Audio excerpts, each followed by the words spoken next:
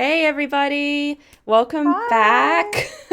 We are back with another episode of Interstage Window. I'm gonna do better, Landon, this time about like starting to say the name of the show at the very beginning. I'm committing. I made this mistake of like not naming it at the beginning, and now I forget to say it. But we're gonna say it every time. So, welcome back to Interstage Window.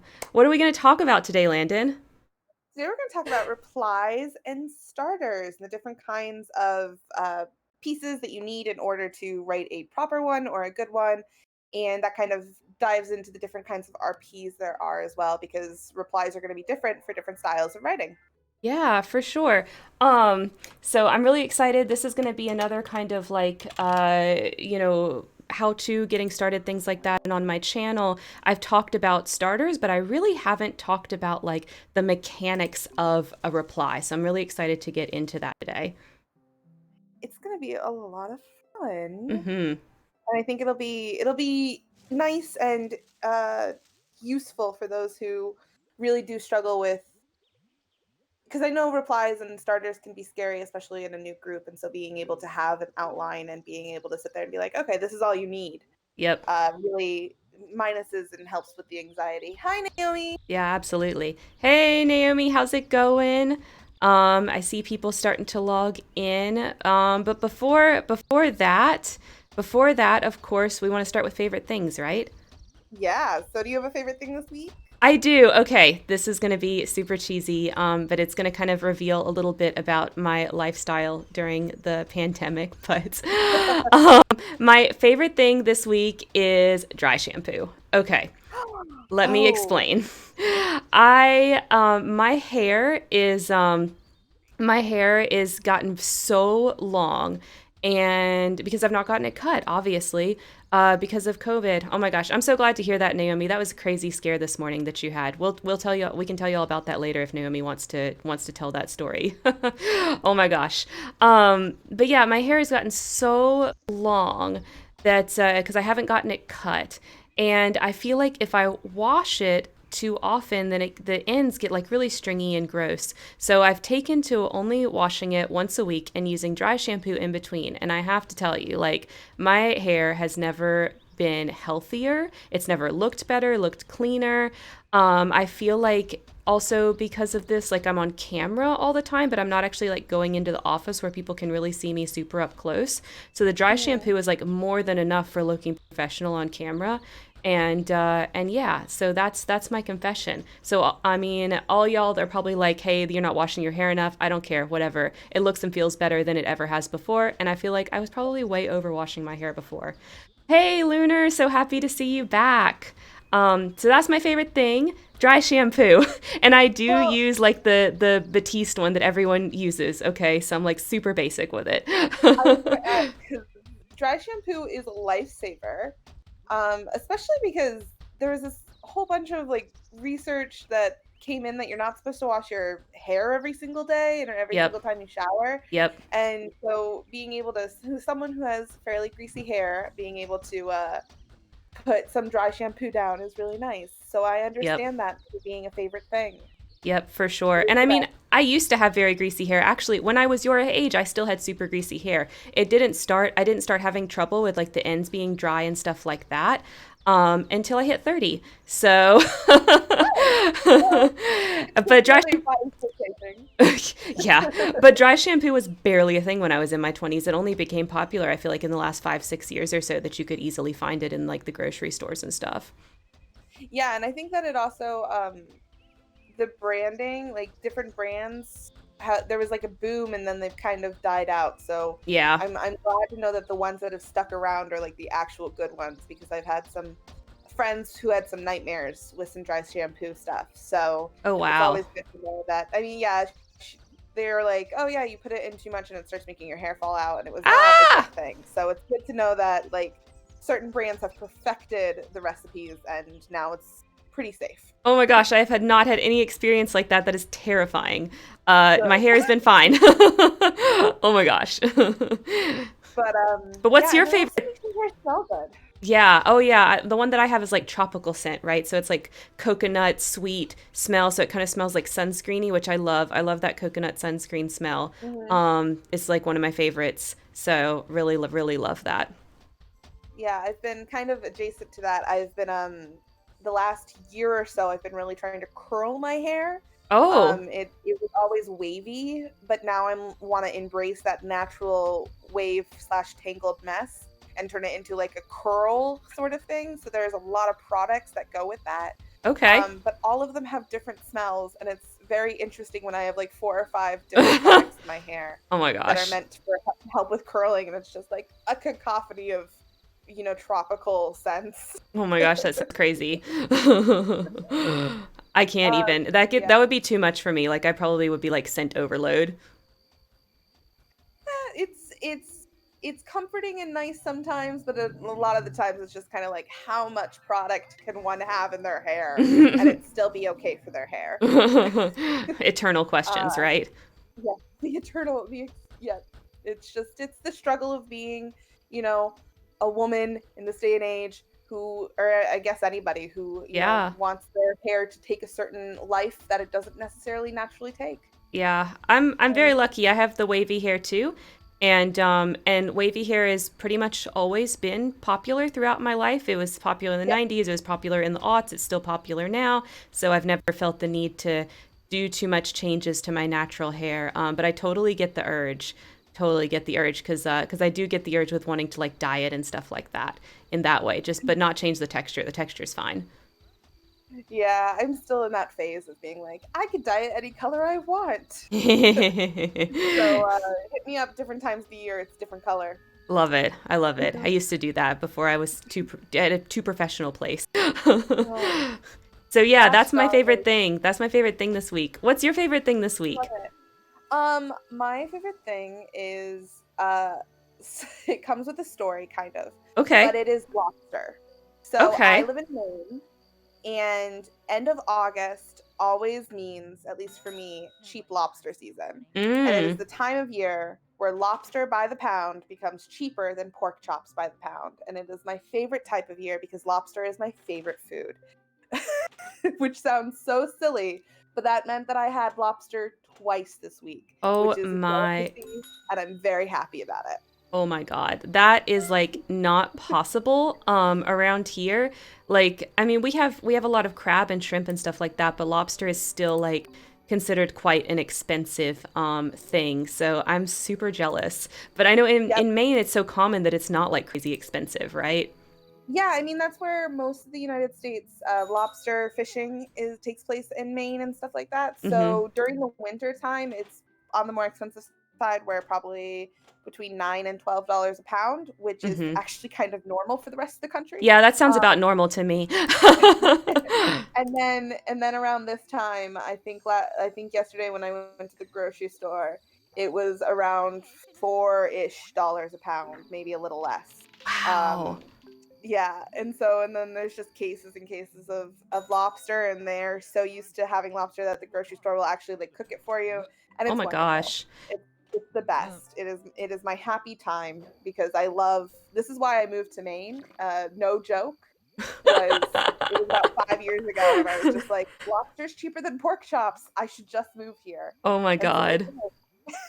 I'm so jealous. Someday I'm gonna make it up to Maine and try the cheap lobster in all of its actual glory, right? Because I'm please sure it do. tastes I better up will. there too because it's much more Oh, fresh.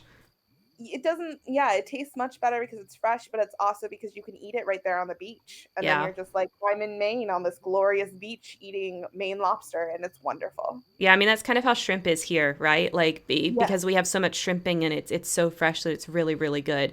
And lobster's kind of boring to be quite honest. Like um, why would you pick lobster over shrimp around here? But I'm sure it's different in Maine or like in my imagination it's different in Maine. That I'll it like is. lobster much better in Maine, you know?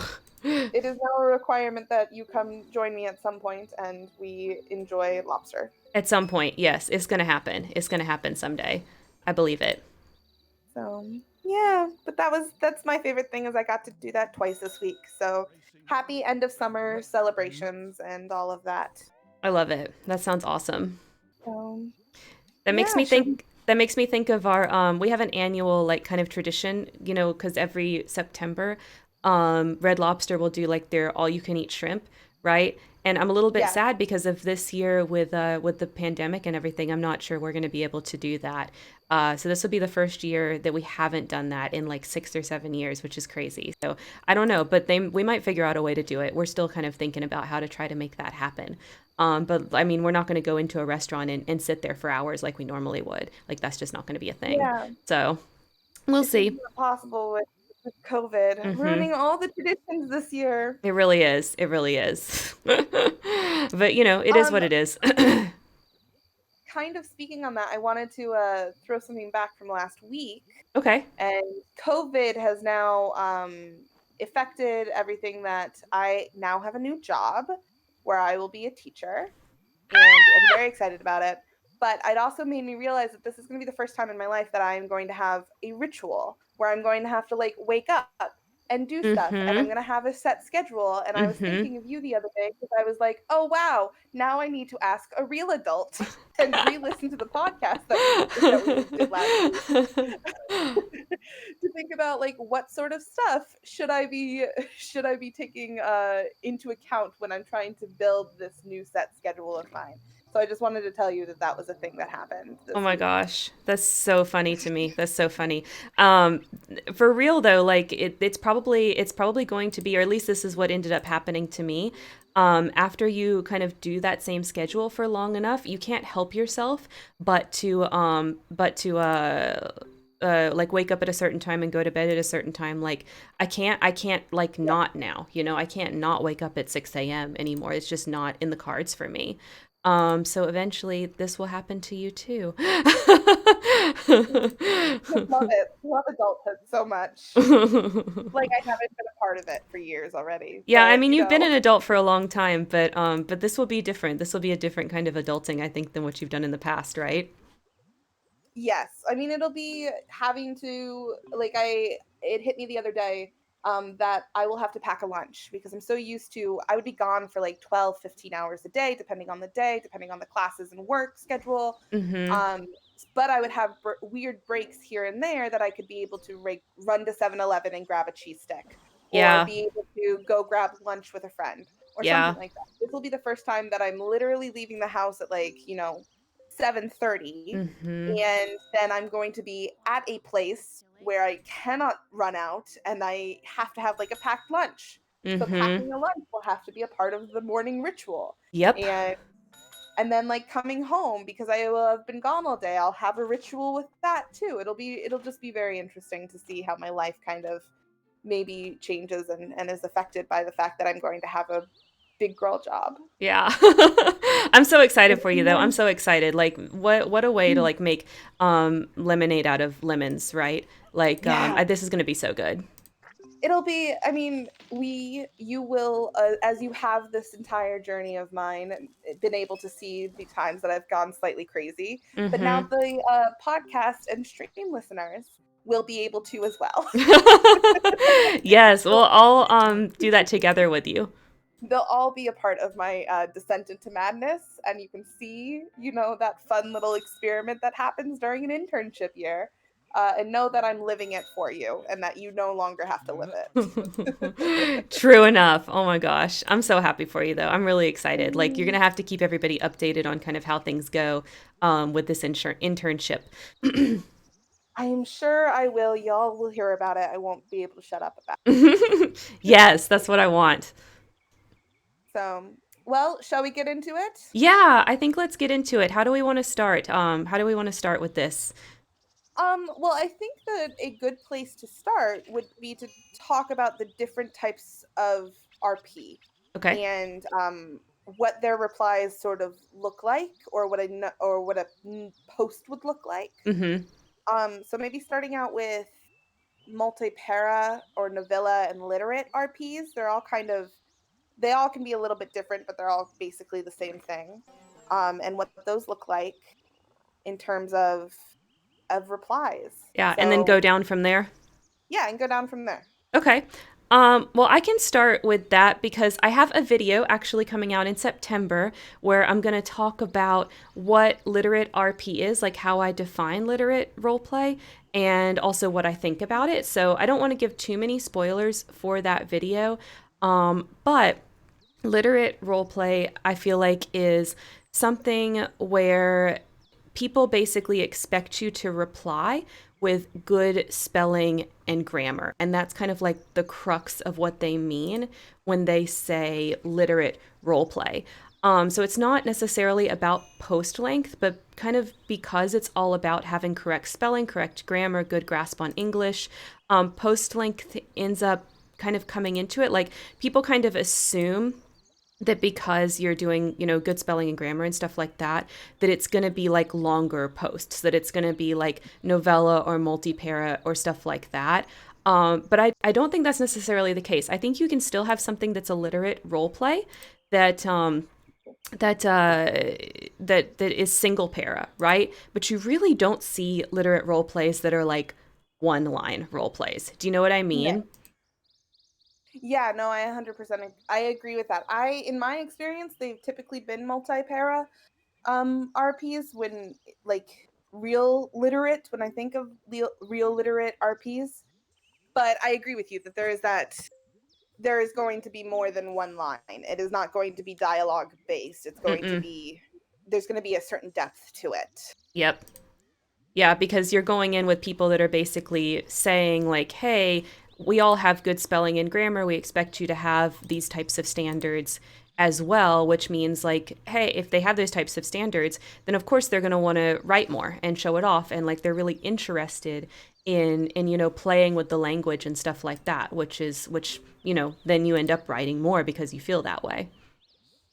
Yeah, I think that also plays into the like people who are going to go back and edit their replies and not just like type it out and then hit send Mm-hmm. are also going to have a little bit more care as to story depth, and they're going to add things like symbolism, not always, but you are going to have that more in-depth writing culture Yep. in literate RPs than necessarily in fast chat-based text ones. Mm-hmm. Yep. I would agree with that. Yeah. um But I think that it also, when we're talking about like what replies look like, then maybe we shouldn't make literate its own separate category, since it kind of can do with two of the categories, but talk about like multi-para Yeah. RPs, what is involved in those Yeah. um, replies. So when I think about like a multi-para RP, like there's kind of two ways that I see these described, right? There's either straight up multi-para, which is really like about the post length specifically, right? Where you're going to be writing Mhm. multiple paragraphs per reply. I mean, that's like literally what it means, right? And then sometimes you'll see these role plays described as novella. And I feel like when you see it described as novella, it's kind of like multi-para plus, right? Like they're not just saying, hey, we want you to respond with multiple paragraphs. They're also saying like we kind of expect like a little bit of, nuance in there. We kind of expect that symbolism. We expect that, internal monologue. This is where you can sometimes get people getting really flowery and almost leaning into purple prose a little bit and some things like that. And when I think of like multi-para RP, I think of like forum style role play. So like the types of role play that you Yeah. see on forums where you're really expected to sit down and think deeply about your post, and you're not expected to like rapid fire reply back and forth. Like you're really expected to reply, and then a few days later the next person replies and you kind of move on like that. So you're really spending like a lot of time like crafting that reply when it comes to like multi-para, and even more so in the novella style role plays. Yeah, my first experience on an online was definitely multi-para and was forum. Mm-hmm. So having, I remember this, it wasn't my first RP, but it was definitely in the beginning, um, having a word minimum. Yes. There was like a 500 word minimum or something like that. So we're talking Yes. about a page that you had to write as a response for every single response. Mm-hmm. And it made it certainly, I didn't know that there was anything different because this is what I came into and this is how I learned. Yep. But I remember sitting there and being like, this is a lot. So I had a little bit of a similar but different experience with that. So I started out role playing like chat style, which we'll define in a second. But later on, I moved to doing these like multi-para responses on forums, and to me, it felt like, oh, this is the good RP. Like this is how I'd be good at it because I can Yeah. write so many words. But looking like I don't feel that way anymore. Like looking back, there was so much in my replies that was like useless information. You know what I mean? So when it comes to like multi-para and novella style role plays, like you really have to look at what it is that you're getting into. Like are they really just looking for lots and lots of words? Or is it more of a stylistic choice? Like a way that I've seen it do well, where you don't end up with like a ton of useless stuff in your replies, is where the time is a little bit more fluid. You know what I mean? So Mhm. like you have kind of like multiple things going on at once. So you're not just saying like we're having a conversation. Me and you are having a conversation right now, where it's like thought back and forth with each other. But in these role plays, it's really not just like a conversation of one thought back and forth. Like there'll usually be multiple things kind of going on at the same time, and it's something that you really only find in role plays as far as writing style goes. Like you would never write a piece of fiction like that. You'd never write a book like that. Like it wouldn't make any sense to the readers. But when you're role playing it, it kind of makes sense. So typically when you see, or at least in my experience, when you see those like multi-parent novella style role plays that are really, really well done, that's what they're actually doing. They're covering a lot of ground in each reply so that the scenes Yeah. don't take as long to get through because there's more happening in each post.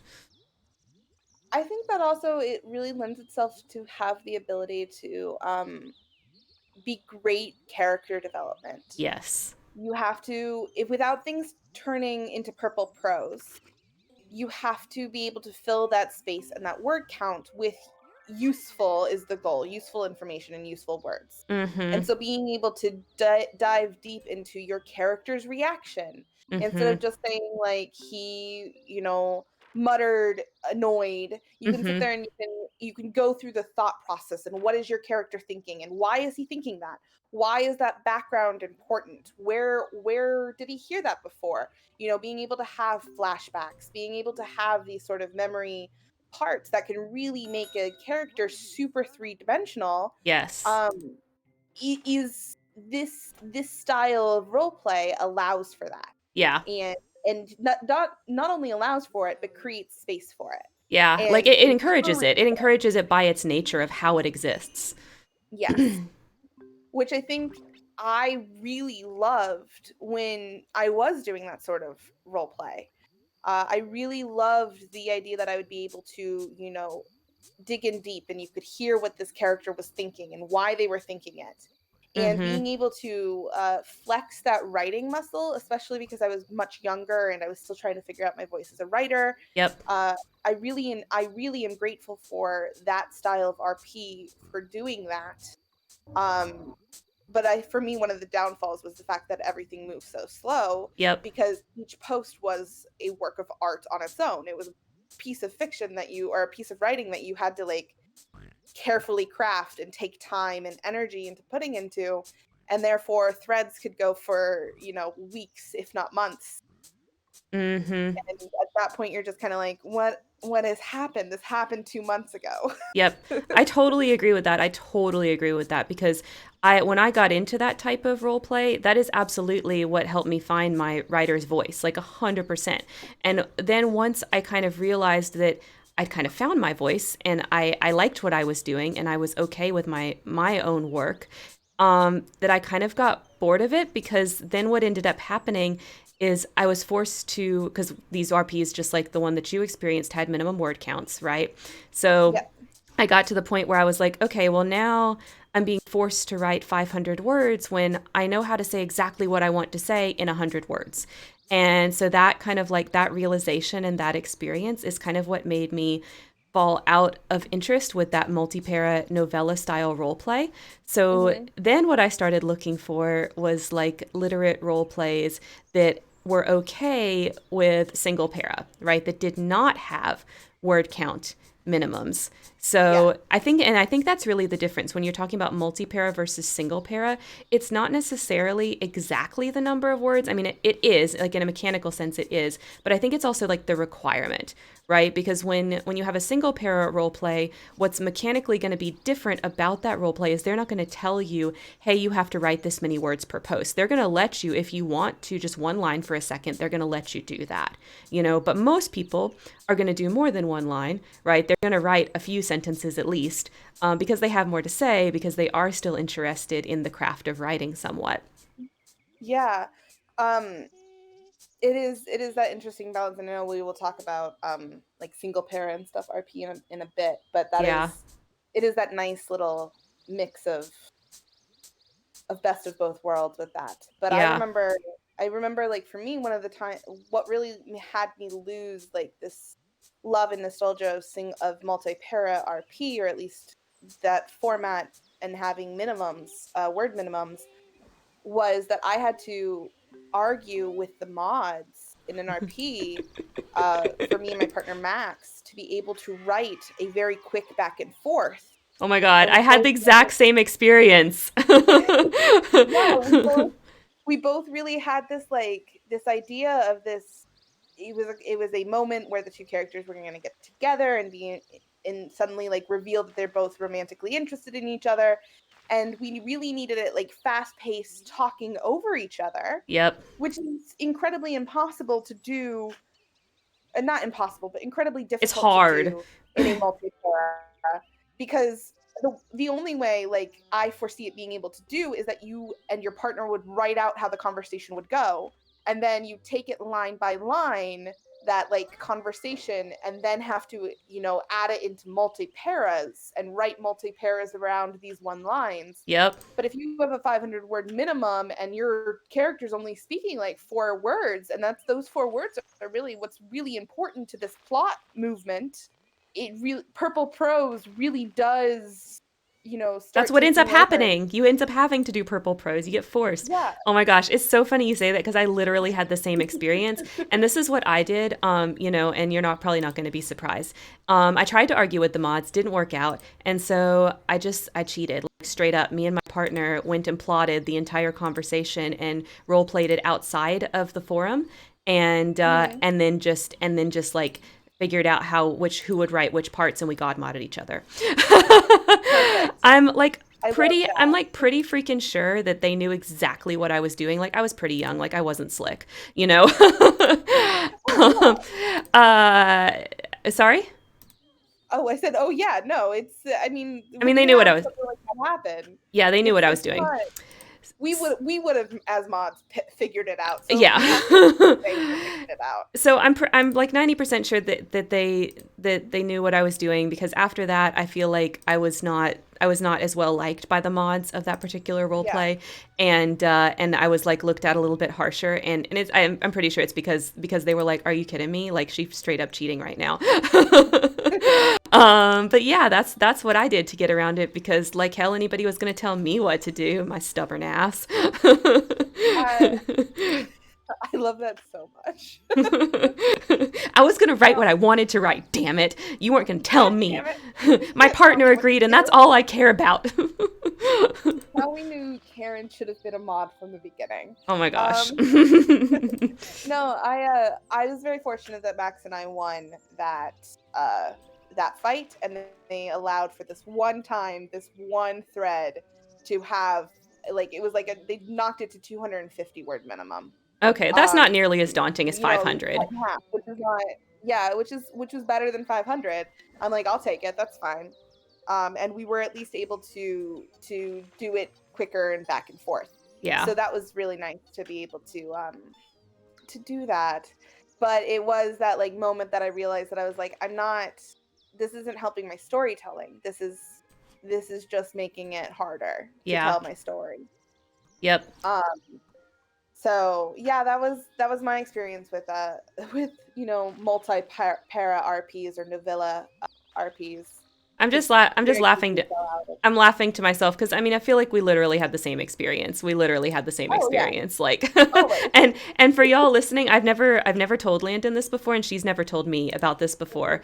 About writing that particular thread with Max. I mean I know Max, like we've talked before, but yeah, Yeah. I didn't know about this experience, so it cracks me up.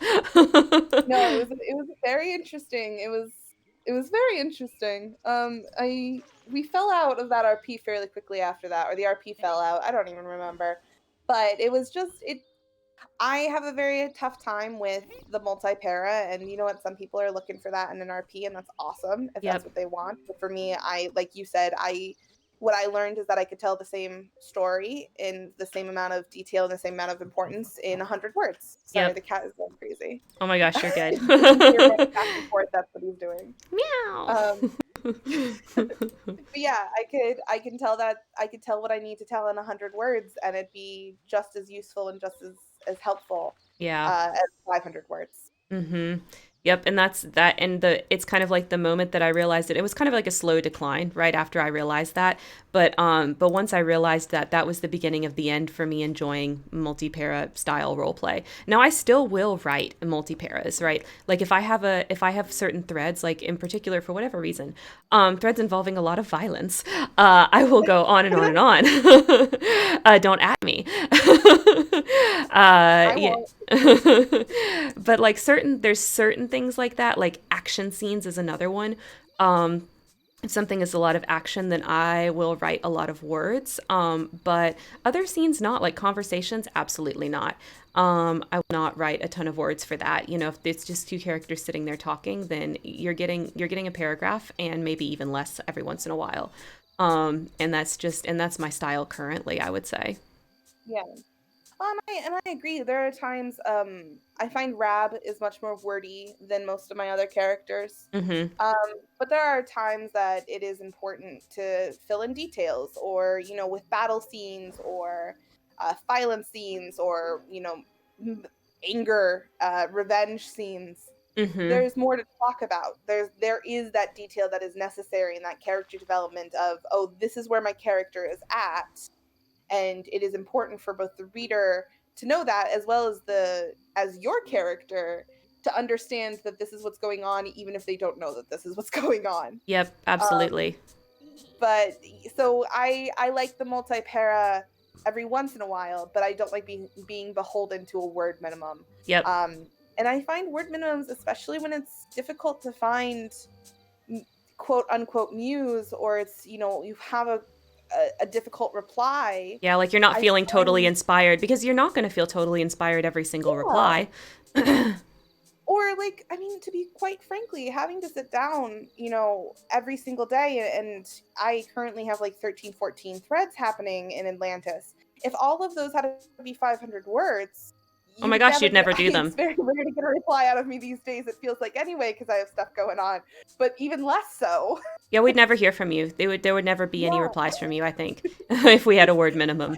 No, I'd just be like, thanks guys, I'm gonna sit here and watch. Yep. uh, it just wouldn't happen. And Yep. that's just part of it. That's my style. But when we're talking about those multi-para RPs and replies, what are some of the things that you definitely need? I know we talked about, like, character background Yep. and description, but what other things do you think is important or useful to have in a multi-para reply?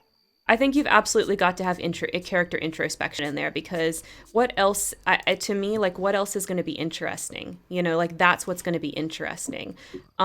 So when it comes to multi-para and novella style role plays, you really have to think about like what is your character thinking and how do I convey that? Because even if you put in everything else that's going on, I feel like it's not going to be enough if you're not constantly thinking about like what exact headspace is my character in and how do I convey that. So I think that's critical in multi-para and novella replies in a way that it's not really in shorter styles.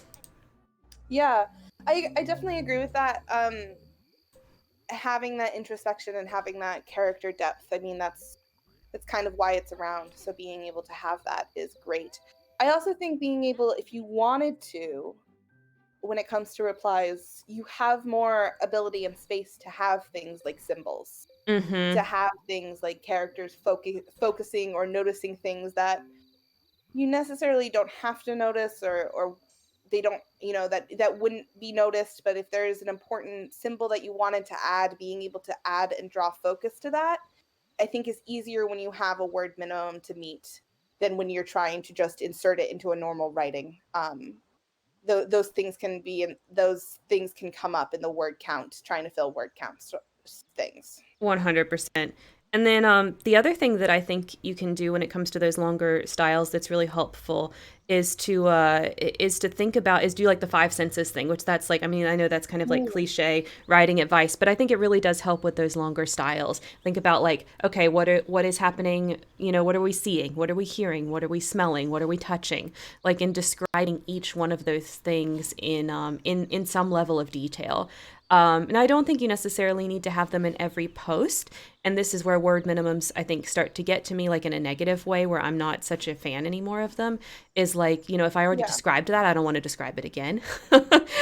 But when you're talking about multi paranovela style role play, if there's a reason that you can bring it up again, then I think that that's appropriate, right? Because you do have those word yeah, minimums and stuff like that. So I think if it's like, okay, I know I mentioned this 3 posts ago, but 3 posts ago was 2 weeks ago and they're not going to remember anymore. So let me bring it back up, right? Even though I already wrote it. I think that's appropriate in those styles, whereas it might not be appropriate in quicker styles. yeah. I also think being able to notice how things change too, depending on the reaction. Hmm. So if the character is noticing, like, it's a warm, beautiful spring day, and the butterfly is like flying, and then something in the conversation changes your character's perception of the world, you can also illustrate that in your writing. Yeah. And being able to sit there and be like, well, now the butterfly is, stuttering, and it doesn't, and the breeze has made it too cold, and Hmm. being able to have that extra description, I think, really does amp up the emotions and the beautifulness of the writing if you want it to, and if done correctly. Yep. And I think Um, that that's part of why like in within that style I found it so easy to figure out my writing voice. So, I mean, I do yeah, recommend like for newer role players that feel like they're in that kind of struggle, right? Of like not knowing what their writer's voice is. Um, engaging in some word minimums can help push you, right? Like it's not like an end all be all, right? And you don't have to do it forever. But I think giving yourself that constraint of saying I have to write this many words is really helpful in making you actually do it, right? yeah. I think the only caveat there that I would sit there and say that if you are ESL, it's going to be 10 times harder. Oh yeah, If absolutely. you get a second language, word minimums are going to be tough. Mm-hmm. And RPing, I mean, I can't even fathom RPing in a second language Oh my gosh. in itself. But like, I couldn't imagine having to do, 500 words every single post I uh, know. I'm like blown in that second away. I'm language. blown away when I meet role players that English is their second language. Like I'm absolutely blown away. I don't know how they do it. Like I can't even imagine. I can't even imagine. Yeah. You know what I mean? Although any other languages that I know I'm pretty bad at, right? Because I'm not practicing them all the Same. time because the internet is English. So of course I'm English all the time. So maybe it's different when English is your second language and the way to really engage online is still to do English. So I don't know. But yeah, I could not fathom it. Like if I even think about the other languages that I know somewhat of, I know some Yeah. Spanish. Just from growing up in the U.S., you learn a lot of Spanish. I took Spanish in high school, and then for those that don't know, I took Chinese in college all 4 years. So right after college, I was actually pretty good at it. Not so much anymore. That was over a decade ago now. Kind of lost it. But even at that time, at the end of my college, where I was the best at it that I was ever going to be, um, there's no way I could imagine like writing any fiction in Chinese. Like no way. I just didn't have even close to the vocabulary. You know, no way. Yeah, I know that it is very different, and how other countries treat foreign languages are very different than how America treats foreign languages. Yeah. Um So that probably lends to it too. But I also know, at least in my experience, and I recognize that I can't talk very much about multi-para RPs currently because I'm not involved in any. I haven't been for probably, you know, 8-ish years. Mm-hmm. Uh, but there is a sort of pride thing that comes to people who are very interested in multi-para novella um, RPs who do enjoy flexing that English language writing style muscle Yep. and can get a little catty when people are doing things incorrectly. I mean, let's call it Uh, what it is. There is absolutely a thread of elitism that happens in some of these word minimum, novella literate role plays. There is, um, there is, and yes, and it can suck if you're not at the right level and you're trying to engage with those role plays. So that is something that happens. It's not a secret. I don't think.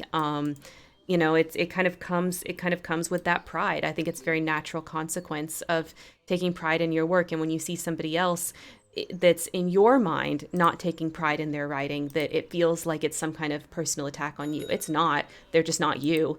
But it can feel that way, and I think that a lot of elitism in those circles comes from that. I understand it to some aspect too, that because every single reply takes so much work and so much crafting, Mm-hmm. you have to be much more picky about the people that you RP with. Mm-hmm. And you don't have as much freedom as necessarily we do in, coming out with a paragraph. If you're Yep. working on 500 replies per reply or 500 words per reply, you have to be a little bit more careful and a little bit more picky. Yep. And because of that, you can be exclusive Yeah, because you don't want and to waste come your off, time. yeah, and come off like, oh, well, you're not up to my standard, which is a very bitchy reply. But because of that, like, oh, I need to be very careful about who I choose, there is that sense going around. Is it right? Absolutely not. However, I think that is kind of where it comes from. Yeah, I mean, I And still do why that to that, some extent. Even though oh, I'm not in those particular circles anymore, I still do that to some extent. I mean, I have standards, and I'm sorry. Like for example, if you're under 18, we're not going to role play, and that just is what it is. And yeah. it's not personal. It has nothing to do with like the person individually. It's just that's just how it is. And that's just knowing what your own limits are and your own standards are. But I do think when it comes to those like multi-para styles, those novella styles, those literate styles, you see that a little bit more so even. Yes, exactly. And that the standards become things like, oh, you misspell words, Mm-hmm. or your grammar because your ESL isn't Mm-hmm. perfect. And therefore, nope, I don't need to RP with you because I need to RP with people who are on the same level as me. Yep. And it becomes very exclusive and elitist and intimidating to get into, especially for new RPers or people who are not as good writer who are not as good as writing, who want to like explore that and try to get better. It's a really, I think, It's hard world tough. to step into. Yeah, it's tough. I know I experienced a lot of that when I very first was in it, but to me, as somebody who was like trying to improve their writing, it was like a challenge, right? Like, I'm gonna figure out how to impress these Yeah. people. I'm gonna figure out how to make them think I'm a good role player too. You know what I mean? Nobody's gonna tell me no. Right? Yeah, So absolutely. I also think it was probably very different from when we were the role playing. I at least would like to imagine, and maybe it's because I've changed, but the world mhm.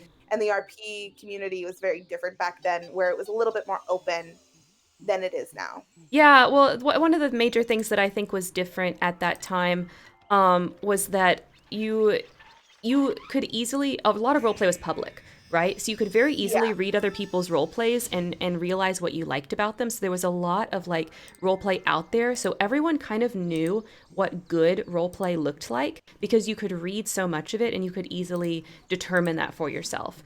yeah, But now that a lot of role play takes place on social media, it's not like that. Like it's very sequestered. It's very like by itself. So in that sense, like it's harder to know what good looks like because you're just not heavily exposed to a lot of different role play. exactly. So yeah. Um, and uh, do we want to swing over to kind of the exact opposite of Yeah. what the multi-para looks like and go to chat? Yeah. Yeah, for Chat sure. style? So how would you define chat style role play? It is what it sounds like, and for me, I think it is typically fast-paced, short replies, heavy on dialogue. Yep. That it's your characters talking back and forth, and you are telling the story mainly via chatting and Mhm. talking.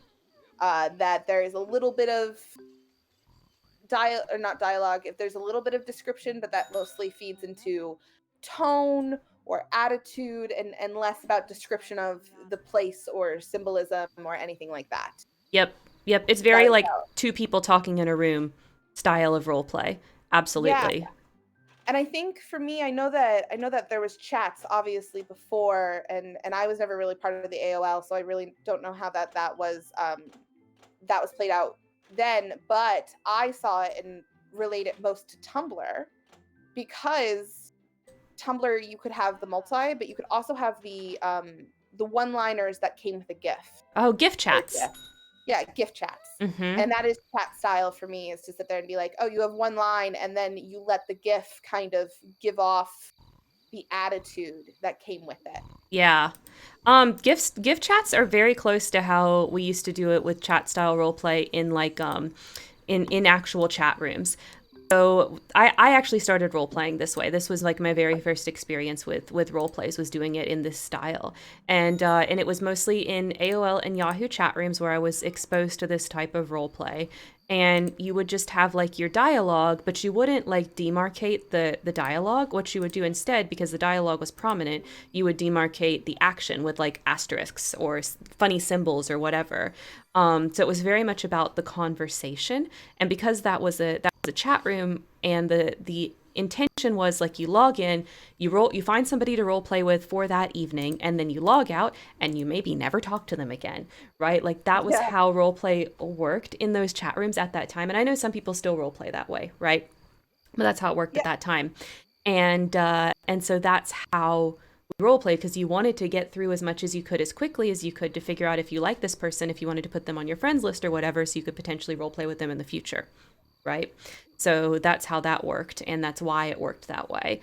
And like I said, that's the first way that I role played. That's the first way I was exposed to it. That's when I was very young, like, 11, 12, 13 years old.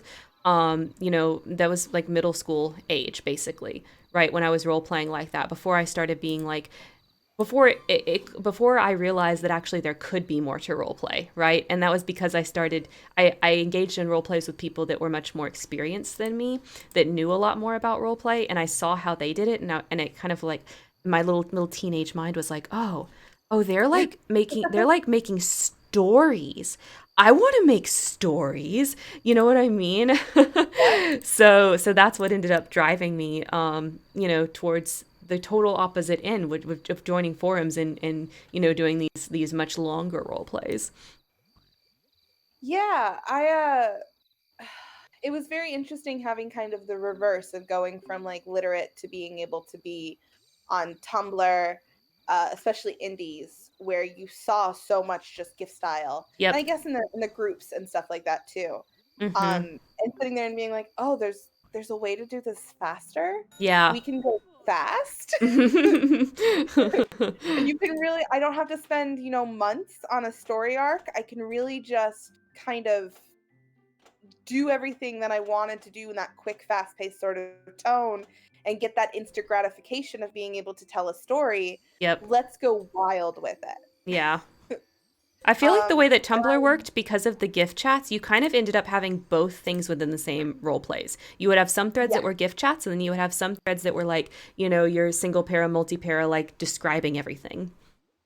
yeah, and I think maybe because I think that there is still some of that going on in our Discord, and like I said, we'll talk about single pair in a second, but um, I still see that sort of mix happening. Yep. um where there's some people whose best style is to just be quick.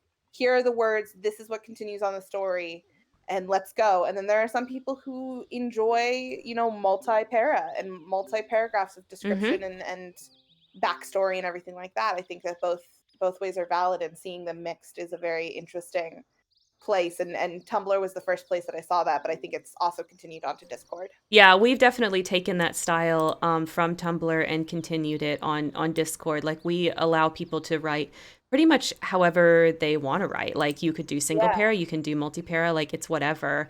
The only thing that kind of gets in the way sometimes is Discord does have a character limit, which sucks. That it kind of does. sucks, but we I mean, but there's a workaround. Our people have found ways to work around that if they need to, yes, um, yes, for sure. which is nice. Hmm. But yeah, so I think chats are just super quick. I think that Yeah. that was like the convenience of them. Yep. And I think paired with a GIF, being able to have that GIF or GIF tell the mood and facial expression and accents, even though that's not, or and like tone, even though it's not perfect, and it didn't always fit. Yeah. uh, it was always my favorite. Is I would spend way longer trying to find the perfect Oh GIF my God, I did that too. versus actually writing. I knew exactly what I'd want to write because I'm much more of a writer than a visual person, as y'all know, Yeah. which is, I mean, y'all can see in my videos, like I'm clearly much more about speaking and writing and things like that. I'm not as good at the visuals, right? Um, it would take me so much longer to choose the GIF than it would to actually write the reply. So I'd write the reply in like 2 minutes because it would just be a few lines of dialogue, and then I would spend sometimes like 15 minutes picking a GIF. Like it got to the point where I started Yep. having to label my GIFs and like try to and like sort of memorize what I labeled them. By like emotion or what was happening in the GIF, because sometimes I would know what GIF I wanted, and it would take me freaking forever to find it because you would have so many. You would have so many. You'd have like Right. hundreds. And then you had that most used GIF that was just so perfectly in character that it's like, this is it. This is the GIF I use for everything. Yep, and you would use it like at least once a thread, at least. At least. um so yeah, so that is, I think with replies like that, I think any sort of dialogue that answers the dialogue before and moves forward the story, which we'll kind of get into in a second, um is what you need for a reply when it comes to chat Mm-hmm. replies. Is that Absolutely. as long as you are answering the dialogue that came before you, you can't mess up the reply. Mm-hmm. 100%. 100%. Which is part of like what makes, one-liners great. Yep. um, so from there we kind of have this meet in the middle moment of single para RP, which I think kind of is what we do, Hmm. and is all inclusive on having, being considered literate because it is, grammar and spelling correct, but it's not, there's no word minimums, there's no requirements or anything like that as far as what your replies will look like. Yep. And that's a single para style. Yeah. And we end up with people writing all different kinds of links. Like we'll have one line Yeah. threads going on at the same time as like really long multi-para threads. And that way people can kind of do whatever it is they feel like is right for that particular thread. And of course that jives with me because and my like nobody's gonna tell me what to do, attitude, right? So because depending on like the character, depending on the person that I'm writing with, depending on like so many factors, I'm gonna want to do different things. And I don't want like what I feel is like my creative outlet to be hampered by rules that I don't see the purpose in, you know? Mm, So, and I do think word minimums are a rule that where I am currently in my writing is not useful for me. There was a time where it was very useful, right, that I talked about, but currently it's just not. It's just not. So yeah, that's how we do it now, and with that single para style. And I don't know, maybe someday it'll change, but that's kind of how we've been writing for the past like 8 years, right, or something yeah, like that. I don't necessarily think that'll change. I think we basically came in and met when we were both doing, I mean, it was Tumblr, but we were both doing single para. Yeah, we were. I got really tired of having minimums, so I left forum and found my way to Tumblr and was doing single para there because I was friends with the mods, and I think even a mod at the time. You were at first, like, I mean, you were I kind of was. sort of a mod, right? Like that was a whole thing, but maybe we'll have a mod episode and we can talk about like that stuff. Yeah. But Um, Landon just likes to call herself a mod and sometimes just smiles and waves. Um, hey, we would have never met though. We would have never met though otherwise. that is absolutely true. Yeah. Anyway, yeah, so I was doing single para because I hated the word minimums. It didn't make any sense. It didn't move the stories farther or quicker.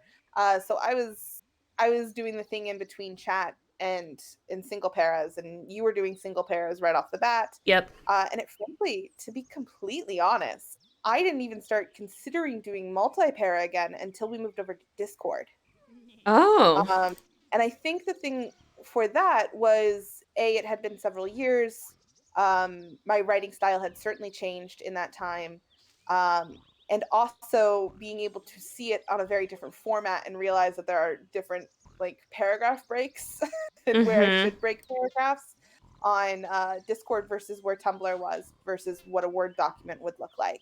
Yeah. Um, and that just kind of happened naturally. I still am very much more single para than I am multi para, but I am much more likely to write multi paragraphs than I ever was in any other RP before. Do you think it's also because on Discord there is no visual addition to the role play? It's all just the writing.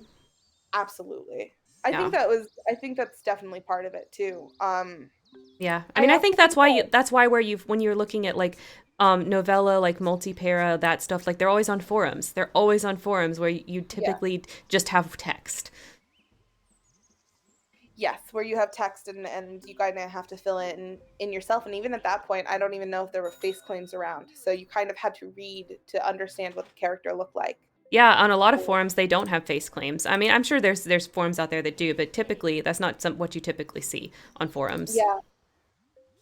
So I think that that was definitely part of it, and I think not having the visual aid is definitely different. Um, I also feel like even if we were on Tumblr or a different platform where there was a visual aid, I Mhm. probably would still be more single para, and more descriptive, just because that's the way my writing has taken. Mhm. Versus when I was a teenager in my young 20s versus now in my later 20s. Mm. So, yeah, I think that's part of it. But being able to have that single para is very freeing and very much like, okay, it took me a while to realize that I don't have to match the response that I get. And I Yeah. think that part of the like reply nervousness is sitting there and being like, oh my God, someone just sent me 3 paragraphs and I do not have the spoons to write 3 paragraphs, nor do I have like the want to say 3 paragraphs worth of stuff. Yeah. Uh, how the hell do I tackle this? And it's still, I'm not going to lie, it's still something I struggle with sometimes. Yeah. To sit there and be like, this is a lot.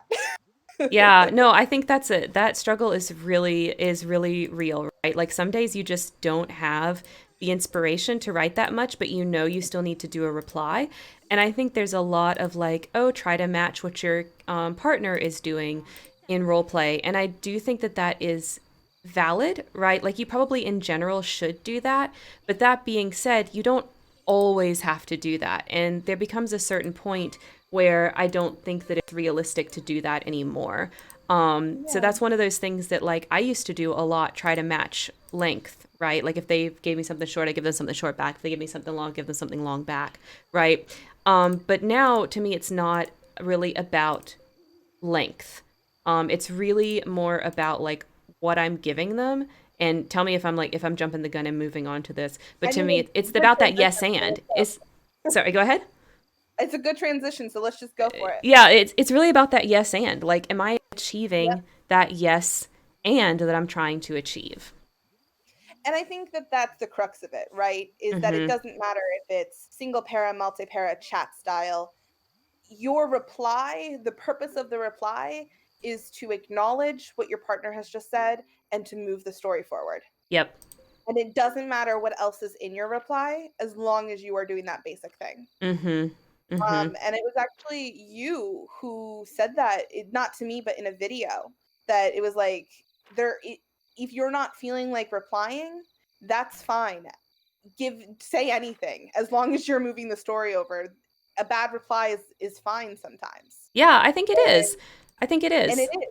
As long as you are moving the story forward, as long as you are acknowledging what has come, what the new information that you have just learned from the reply before you, and you are responding to it, that's all that's necessary in a reply. And your partner at any point in time will take that and run with it. Yeah. So if you need to respond with 3 sentences when they gave you 3 paragraphs, that's okay, as long as you've moved the story forward. Mm-hmm. Mm-hmm. And I think that's very, very true. And that's the kind of thing that like I feel like that's something that when you're very first starting out, it can be a real struggle because it's hard to know if you're really giving enough when you're starting out role playing. But I think it's the kind of thing that like once you start to kind of get it and you're kind of like, okay, I get this now. I know basically what it is, then you can really just ask yourself, did I yes and properly? And if you did, then it's okay. Like it's okay if it doesn't match the length. Now, some people you're still going to disappoint them. Like let's be real. Some people when they see that less those less words, they're going to be sad and they're going to think you didn't put in an effort and they're not going to like it, right? So like let's be real, it's not going to work for everybody. You are going to have partners that expect length match, and in their minds the how many words you wrote is akin to the amount of effort you put in. That's what they think, right? So you have to know your partner a bit too. But I think most people really do not care how many words you write. What they care about is did you give me something interesting to respond to? Yes. Did you put effort in thinking on how this is going to tell the story? Yeah. Um, which I think is the basis of it, right? Yes, and maybe we should kind of back up and talk about what yes and is. Yeah, what's your definition? Like to define it for us. What does yes and mean? Because it's not just for role play. They So use this for improv, any improv exercise you're going to be I using was gonna this. say I was a musical theater nerd in high school, along with a writer. But what I learned it from was musical theater and Mhm. improv. And to sit there and go, when you are doing an improv scene, which can be complete and utter nonsense, there is only one rule to improv. Everything else is possible. The one rule is that you have to yes and, which means Mhm. that if someone says something like, "We're going to the vet," you can't just be like, "No, we're going to the store." You have to Mhm. say, "Yes, we're going to the vet and checking in my pet tortoise." Mhm. And you have to say and acknowledge, "Yes, we are going to do that. You just said that we're going to do that. So therefore, yes." And add more detail. Yep. And then they'll be like, "Oh, yes, because your pet tortoise," the yes, "is throwing up carrots." Yep. And then they add it. So that's kind of the whole theory of what yes and is. It's to take what you are given and to expand. Yep, exactly. Uh, yeah, and does that sounds about right for you? Yeah, absolutely. I mean, I learned it in theater as well. When I was in high school, I did a lot of theater, a little bit of musical theater, but mostly just straight up theater stuff. And that's where I learned it as well. And that's really the crux of role playing, right? Like whenever someone gives you a reply, you first need to acknowledge that their reply is valid and what they said is true. And then you need to add something to it. And I think where a lot of people struggle is that if you start to think that it's all about the amount of words that you put in, it's real easy to just write a bunch of purple prose that does the yes part and there's no and. And when there's no and, then the other person comes back and they're like, oh, yay, I just got 500 words of introspection and my character's not a mind reader. So what the hell am I going to do with that?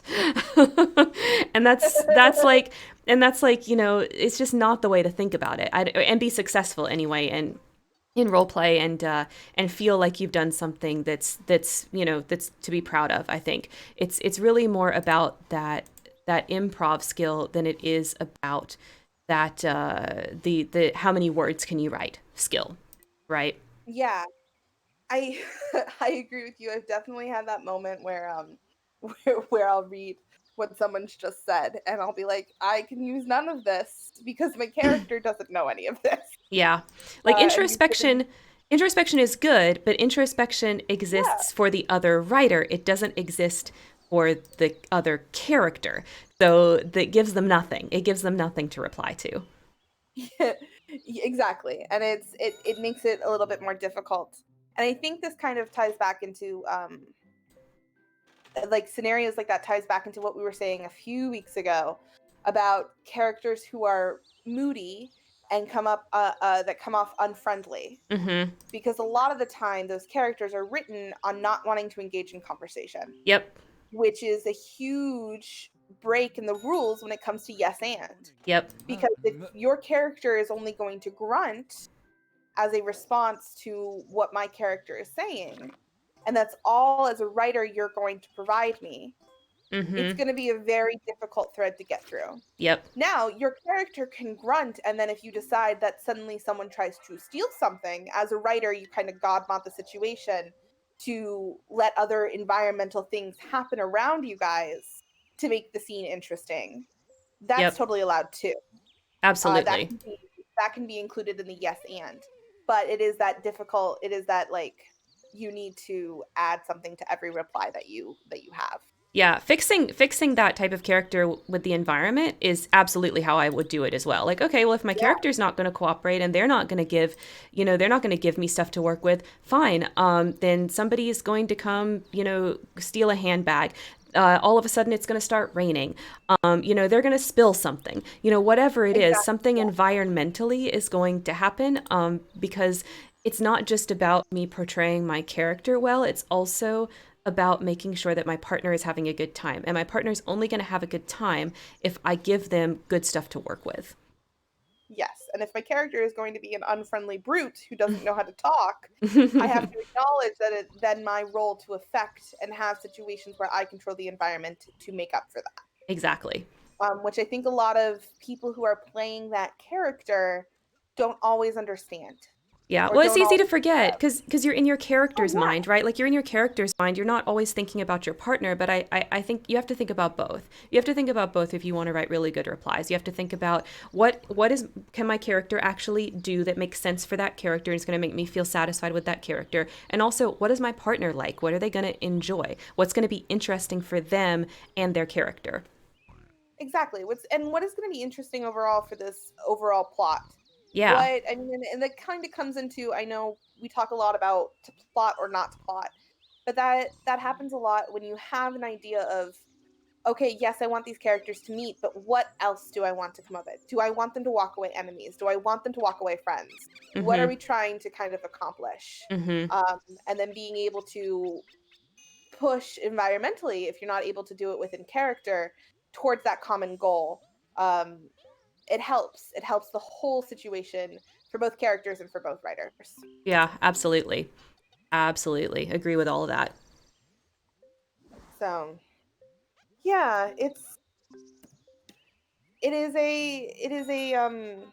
I think when it comes to replies, that is like the only rule that you have to follow. Mhm. Everything else is subjective, writing style, everything like that. But having this yes and um, is incredibly important. Yep, that's really what it's about. And I think that when it comes to this sort of stuff, like, and this is why I say this in a lot of my videos, like, what matters at the end of the day is what is fun for you and what's fun for your partner. So to be able to be a good role player, it's really a lot about that out of character communication. It's about, Mm, it's about communicating when appropriate and when not appropriate. It's about, kind of looking at what they're writing and expressing and things like that and building on that. Like it has a lot more to do with like your social skills, your online social skills, than it does with your technical writing skills. And I really believe that. I really think that that's exactly what it's about. So it's not there's not like a okay there's so here's what I'm trying to say. There's not like a quote unquote good reply and a quote unquote bad reply, right? Like I don't think that exists. There's a what is this person gonna like I really do think it's about dating, right? Like there's not quote unquote good dates and quote unquote bad dates. Like yeah, there are tips, there are things that in general most people are going to like and in general most people are going to dislike. But the perfect date for one person is going to be a horrible date for another person, and I think role play is the same way. Like there's yes, tips and there's commonalities and there's generalities that we can make, but at the end of the day it's really about your partner. If your partner likes something that everyone else hates, more power to you. Totally fine. Go with that. If that's what they like and you're satisfied with that, then go with it. And I also think, like, even if you don't want to look at it as the what is my partner going to like, you can also look at it and go, what are you going to like? I Yeah. don't know anybody who wants to RP a boring scene. Nobody. I don't know anybody who wants to RP a really awkward conversation unless the point of the whole thing is to have an awkward conversation. Yeah, unless there's Like, some kind of story reason that that's supposed to happen, you know, like, yeah, and we've said, oh, these characters are supposed to not get along, so we're gonna have this awkward conversation, like, and no that's one fine. wants yeah, no one wants to sit there and look at a reply and go, I don't know what to say, Yeah. or what do I need to say in order to be careful around this, or Mm-hmm. anything. No one wants to do that. This is supposed to be fun. No one is going to put themselves through that, major sort of like worry about saying hi to one another. Yeah. I mean, and um, sometimes that happens, right? Like sometimes writers oh, don't click, absolutely. sometimes characters don't click. But you know, when that happens, typically my response is not reach out to that person for more role play in the future. Like clearly Yeah, we were not compatible. So absolutely. And that's something that you kind of discover. And what I'm saying is that, like, no one's going to seek that out. No one yeah. is, and you don't want to seek that out. Why would you want to be interested in a thread where nothing is happening? Yep. As a writer, at least from my perspective, I'm not interested in that thread.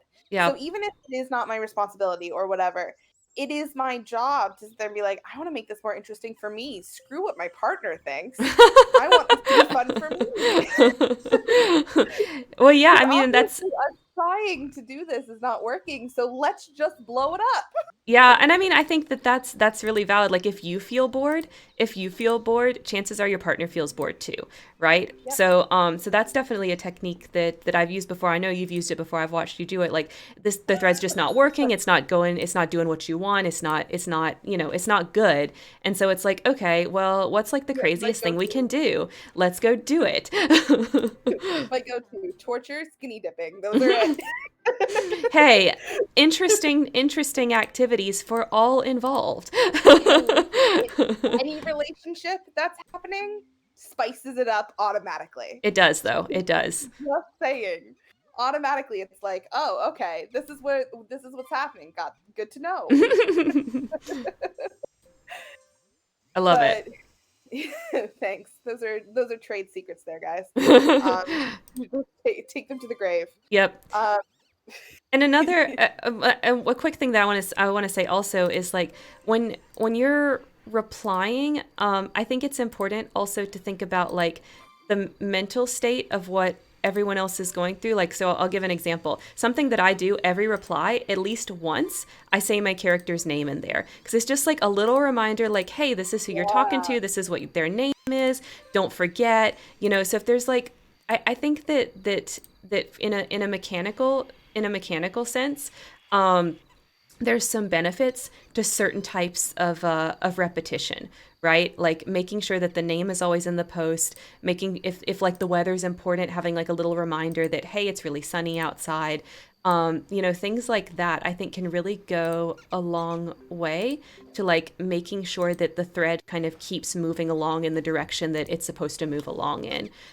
So that's something to consider as well when it comes to like making sure that you stay interested in the thread and that your partner also stays interested, that you know you remind them and they also remind you of what's going on in the thread so that you don't forget, because I feel like that's sometimes how threads get boring. Like you drop things in there and then the other person just doesn't pick them up, or they just forget about them, or you set something up and then you forget about it because you know you set that up forever ago, you know, or whatever. yeah. So And that's something I think is important too in like a technical sense. as a reader, I really appreciate that as well.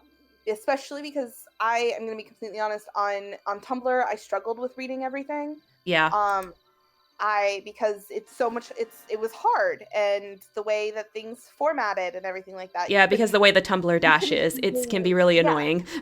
you couldn't easily follow one thread. Hmm. Unlike Discord, where there is a very easy organizational way of reading a thread. And Yes.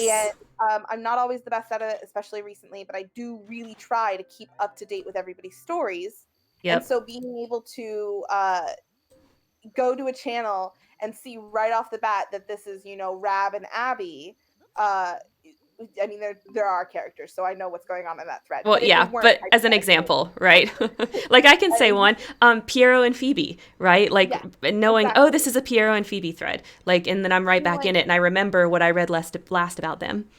exactly that you can sit there and be like, oh right, this is what happened. I don't actually have to go reread everything, Mm-hmm. because sometimes that rereading everything just adds a little bit extra work, and it makes it even more confusing to just sit there and be like, oh right, they were just doing they were just in a shooting. Mm-hmm. So that's good to keep in mind as I'm reading this Yep. reply. Yeah. Oh, injuries. That's another thing to kind of remind every so many posts, like that this person Yeah. is injured, because that can be easy to forget, especially in the way that we role play, where we use fluid time, which that's another video I need to make is what is fluid time versus RP lock.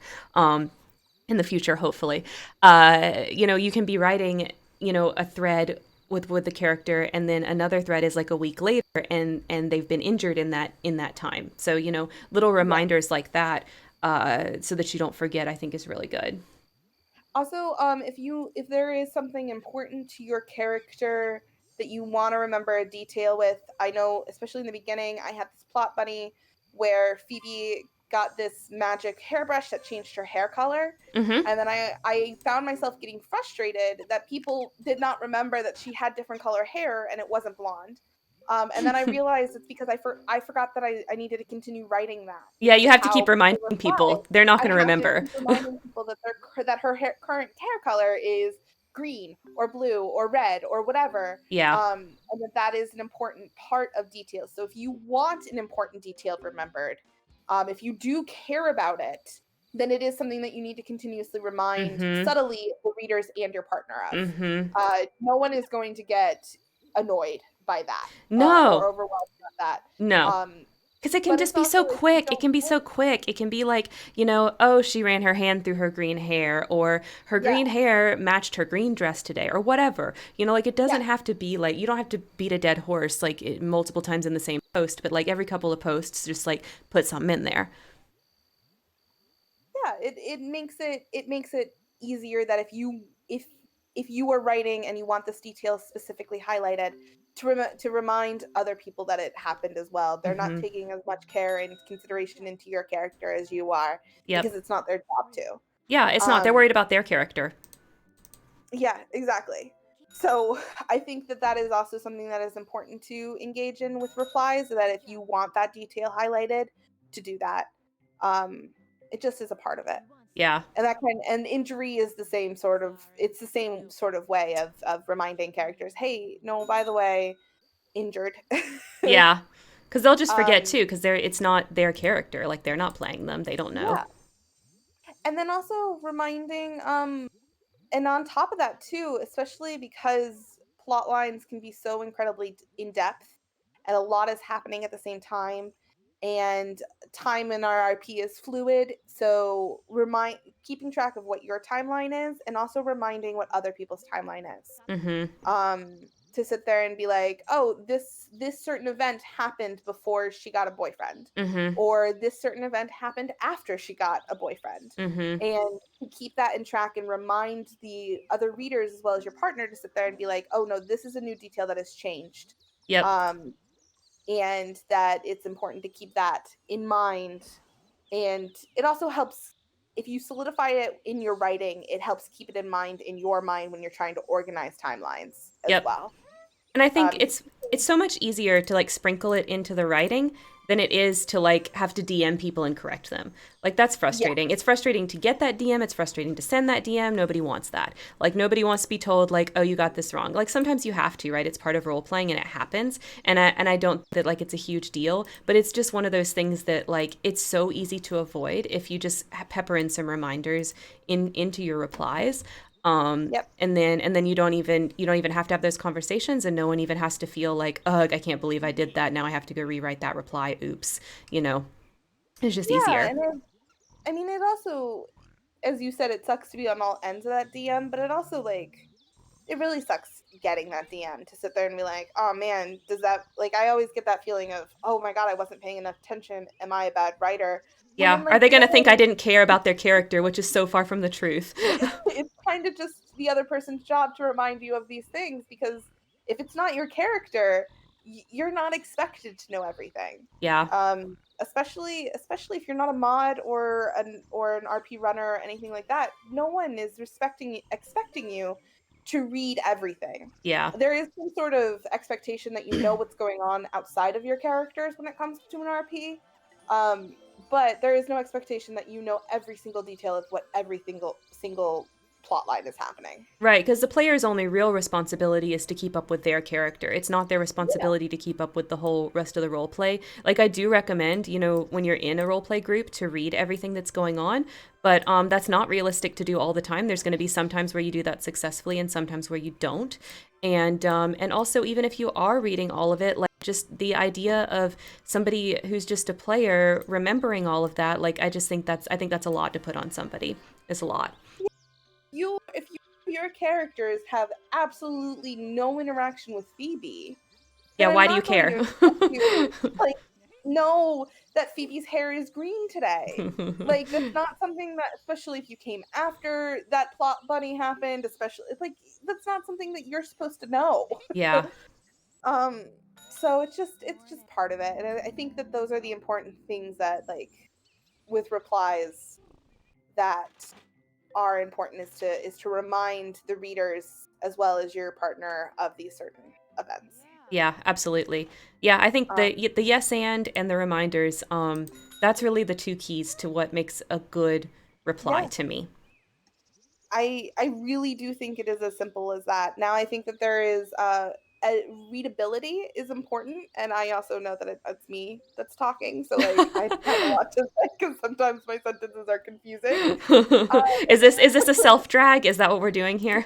Always. Listen, I need to pretend that I'm the best person and best writer in the world, but I also recognize that I have like two flaws, and spelling and grammar is both of them.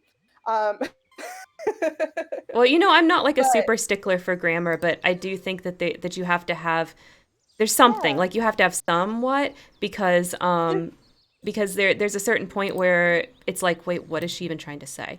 I'm not yeah, totally sure. And then it's like, okay, well, the spelling and grammar is too bad now, and it actually is a problem. yeah. And I think, I mean, and I think that that happens to everybody, especially if you're tired and you're half asleep, or if you like walked away halfway through a reply and you didn't edit. But Yep. the reality is that this hobby is based off of writing, Hmm. right? It's writing and reading, and so you need to have when it comes to replies, you need to have that base like, oh, someone needs to be able to read or write Yeah. at least in RRPs, and for most of the time, for most people that I've met, unless you're like in a really literate, multi-para, word minimum, elite sort of groups, no one's gonna care where you put the frickin' comma. Yeah. Like, No. people aren't Most gonna people sit there really and be don't. like, that was actually supposed to be a semicolon and not a comma. Yeah. No one Like, cares. people aren't, it's not even gonna phase anybody. It's really not.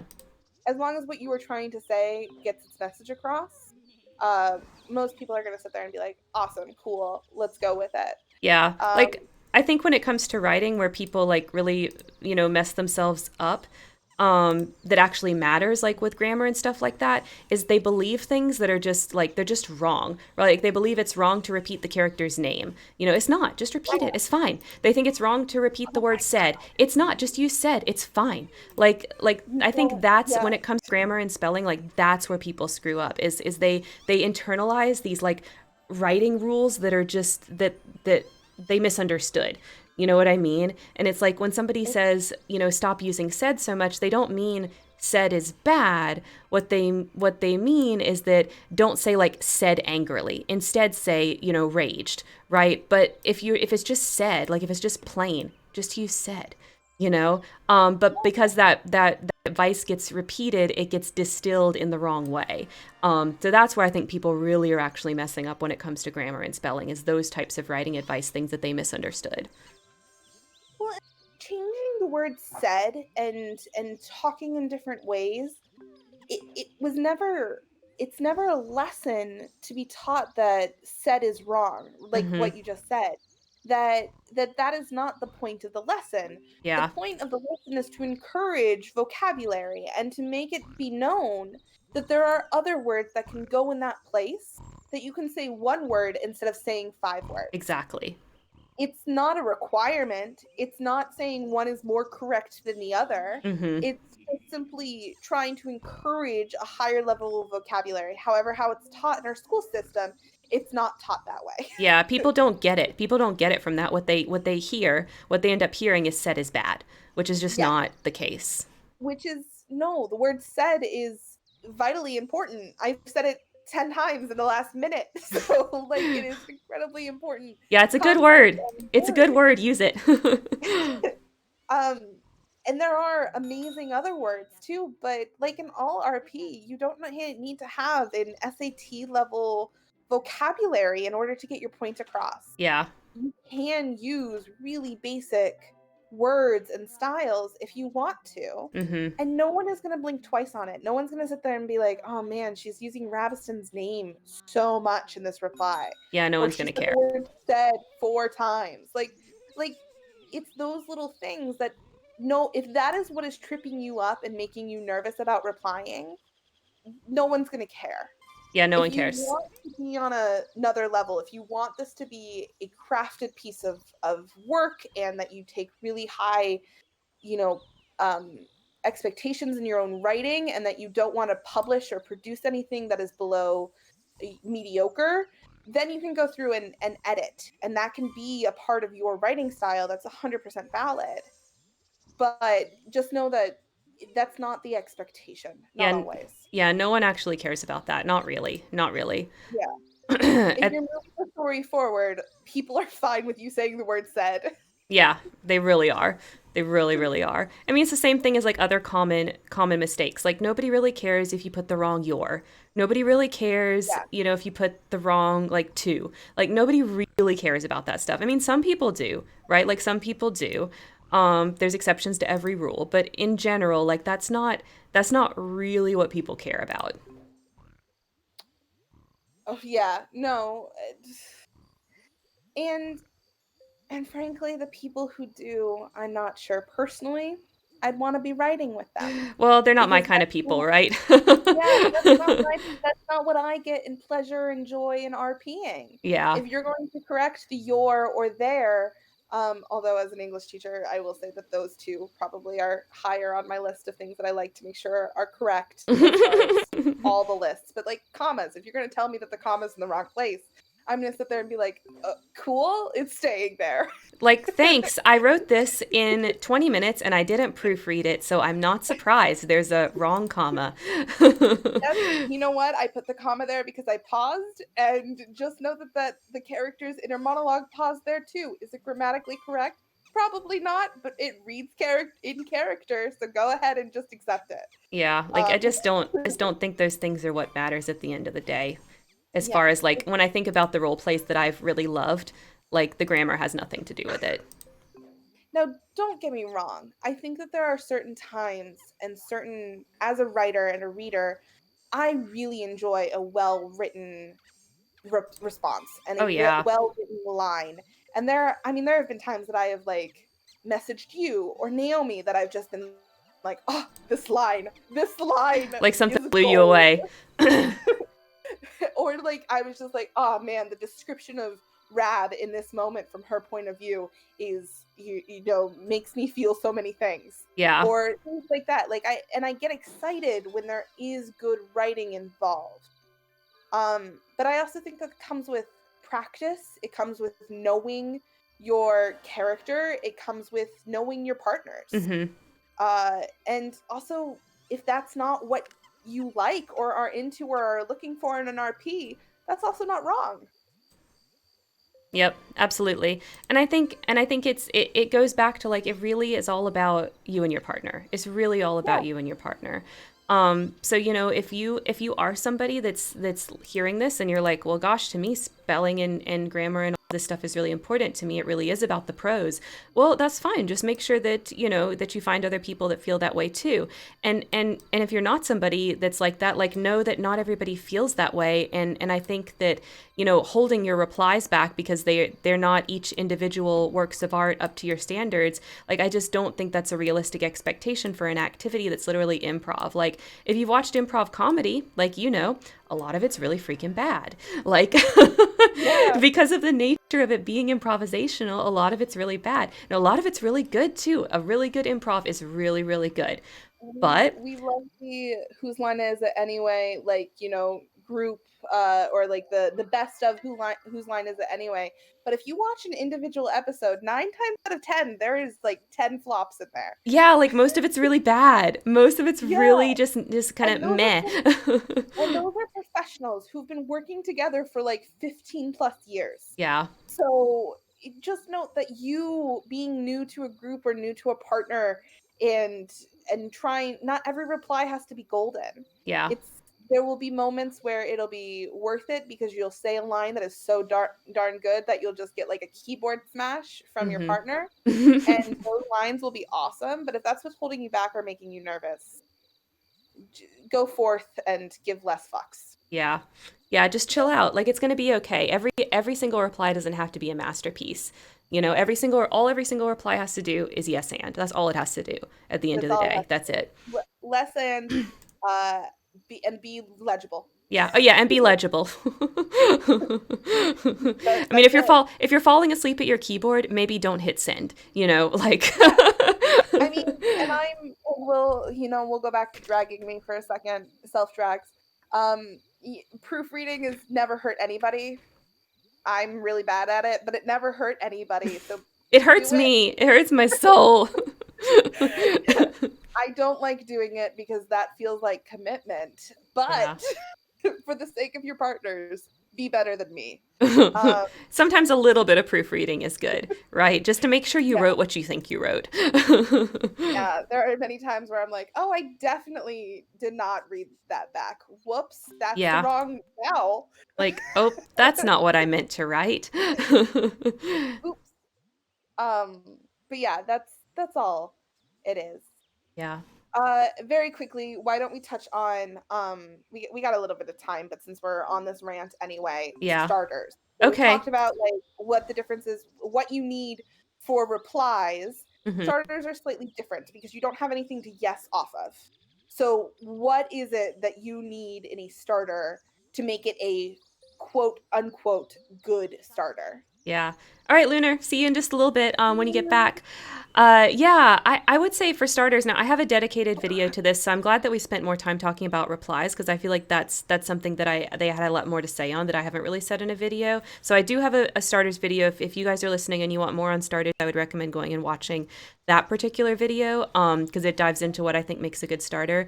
But really, what's different about a starter for me than a reply is there isn't really the yes and, right? Because you're just beginning the scene, like you're doing that part. So for me, a good starter is really about setting the scene.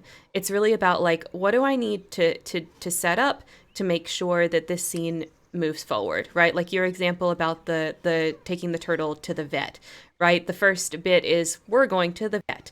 So that's the starter, right? The starter is all about the initial state that the characters are in and the setting, right?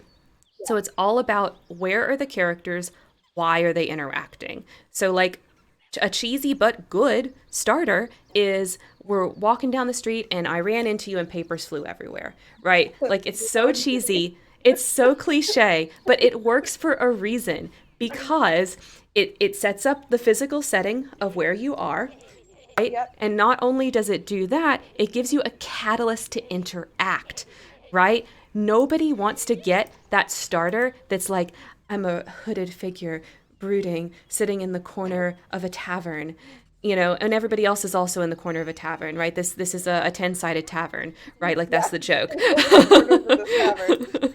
Yeah, like nobody wants that starter because there is nothing there. You've not done anything. Like I you've not given any sort of setup.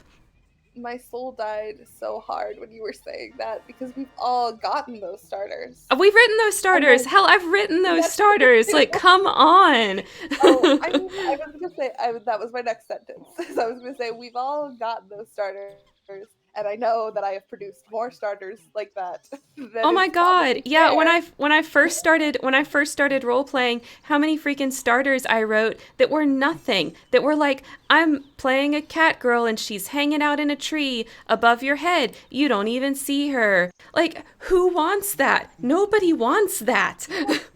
I think because I think that there is this huge. I think one of the most asked questions I get in RP is, "Will you write the starter?" Yeah, cuz nobody And wants I to write think it. because no one wants to write a starter. Nope. I will also admit that I am also a lazy fuck, and like, can you please write the starter? Yeah, like I don't Um, want to do it either. Like, come on, that's like the only part of RP that's actual work is the and starters. So, a part of me is like, why? It has so much power. Yes, there's so much power and responsibility and stuff like that, but literally, I could literally have your character drowning.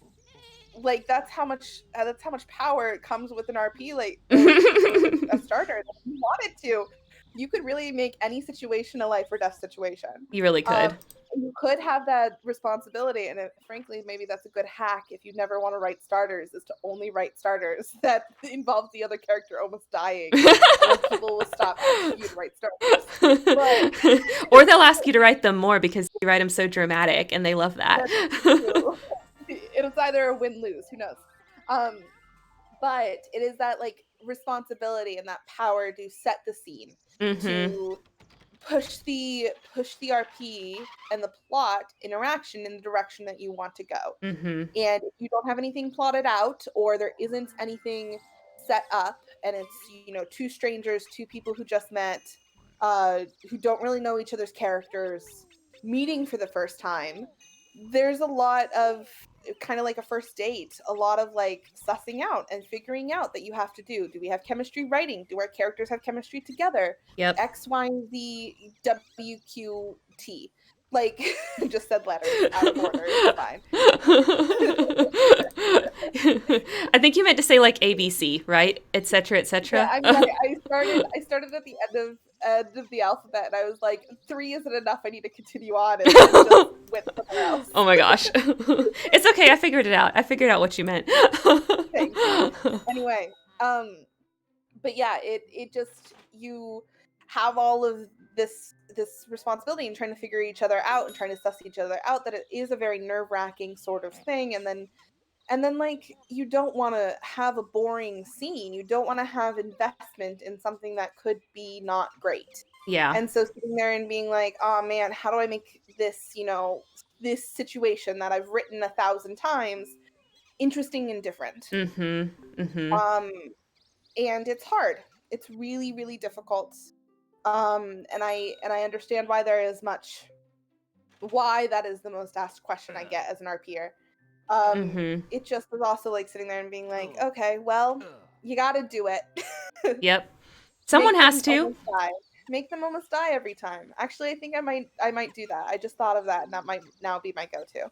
It sounds like something Phoebe would do anyway. So It I'm just like, does. So you just be like, "How dramatic am I allowed to make this?" And if they say go wild, then there you go. You know what to do. you almost drowned everybody from now on. Um, Oh my gosh. it's very in character for her. It would Um, be. it would be. So yeah. Anyway, I think that is part of it, is sitting there and being like, okay, if you are writing the starter, you need to know that you are setting the direction of this plot, and you need to know what direction you're going in. Yeah, absolutely. And I think when it comes to starters, because of that, the starters for me will typically be longer than replies, right? So I think that's very Yeah. natural. So like with if I send you like a 3 paragraph starter, please do not write me 3 paragraphs back. That is not the intention. I'm not going to keep up that pace. Like, and that's just me. Like your partners might be different, but I think that's pretty normal, right? So like I don't think that you need to match the starter length. Even if you have a partner that expects like length matching, I don't think they're ever expecting you to match the starter length. That is just like so unrealistic to me. So So I think that's something I else to think keep in mind is that starters are typically longer because you are doing that scene setting. I don't know. I would like to argue that actually I don't think it is very uncommon for people to respond in match starter length because they have the opportunity to do as much background as you are doing by laying the scene. Well, that's true because it's their Sitting first there and being reply, like, right? yeah, you have to, as a starter replier, you have to choose the place and figure out what it looks like and choose all of these details and stuff like that, and then choose what is happening. So it could be meeting at a bar or whatever. You get to set all of that. You also get to say what brings your character there and stuff like that. Your partner also has the opportunity to do all of that. Why are they there? What are they doing? What have they done previously? What has gotten them to that conversation? Yeah, that's I true. think from then on, any replies are going to be smaller than the starter Hmm. because they don't need that background information of how did we end up here together. Yeah, like once you've Uh, described what the tavern looks like, do you really need to put that in every single reply? Like, no, you yeah, only need to put it in when it becomes relevant every so often to remind people that it exists. You don't need it yeah, like constantly every single reply, right? and yeah, absolutely. And once we know that your carriage broke down outside of town, do we really need to know that every single reply? No, just No, every we few don't. replies maybe refer to it just so that they don't forget, but it doesn't Yeah, have to be constant. but we understand why you walked into this bar. Yeah. Your carriage broke down, it was the nearest tavern. Those details have already been set. And yes, it's good to remind them that my carriage broke down or I'm wet because I was outside walking, but you don't need to directly say that in every single reply. And therefore, that background doesn't become necessary. Mhm. So, um, yeah, I think starters are going to be longer than replies. I think that's valid. I think actually it probably should be that way. Yeah. In my opinion, more details in the starter is really helpful. Mhm. Because it then also gives me more to latch on to even if it's a really boring conversation or starter because no one's, papers are flying or X, Y, and Z, um, you at least have some grasp of out of character what put that other character there that you can inspire or at least try to navigate around, Mhm. Mhm. if that makes Absolutely. sense. Yeah, absolutely. Absolutely. I totally agree with that. And I think, and I talked a little bit when we were talking about the, like the longer styles, like the multi-para styles, about, making sure that you cover all five senses.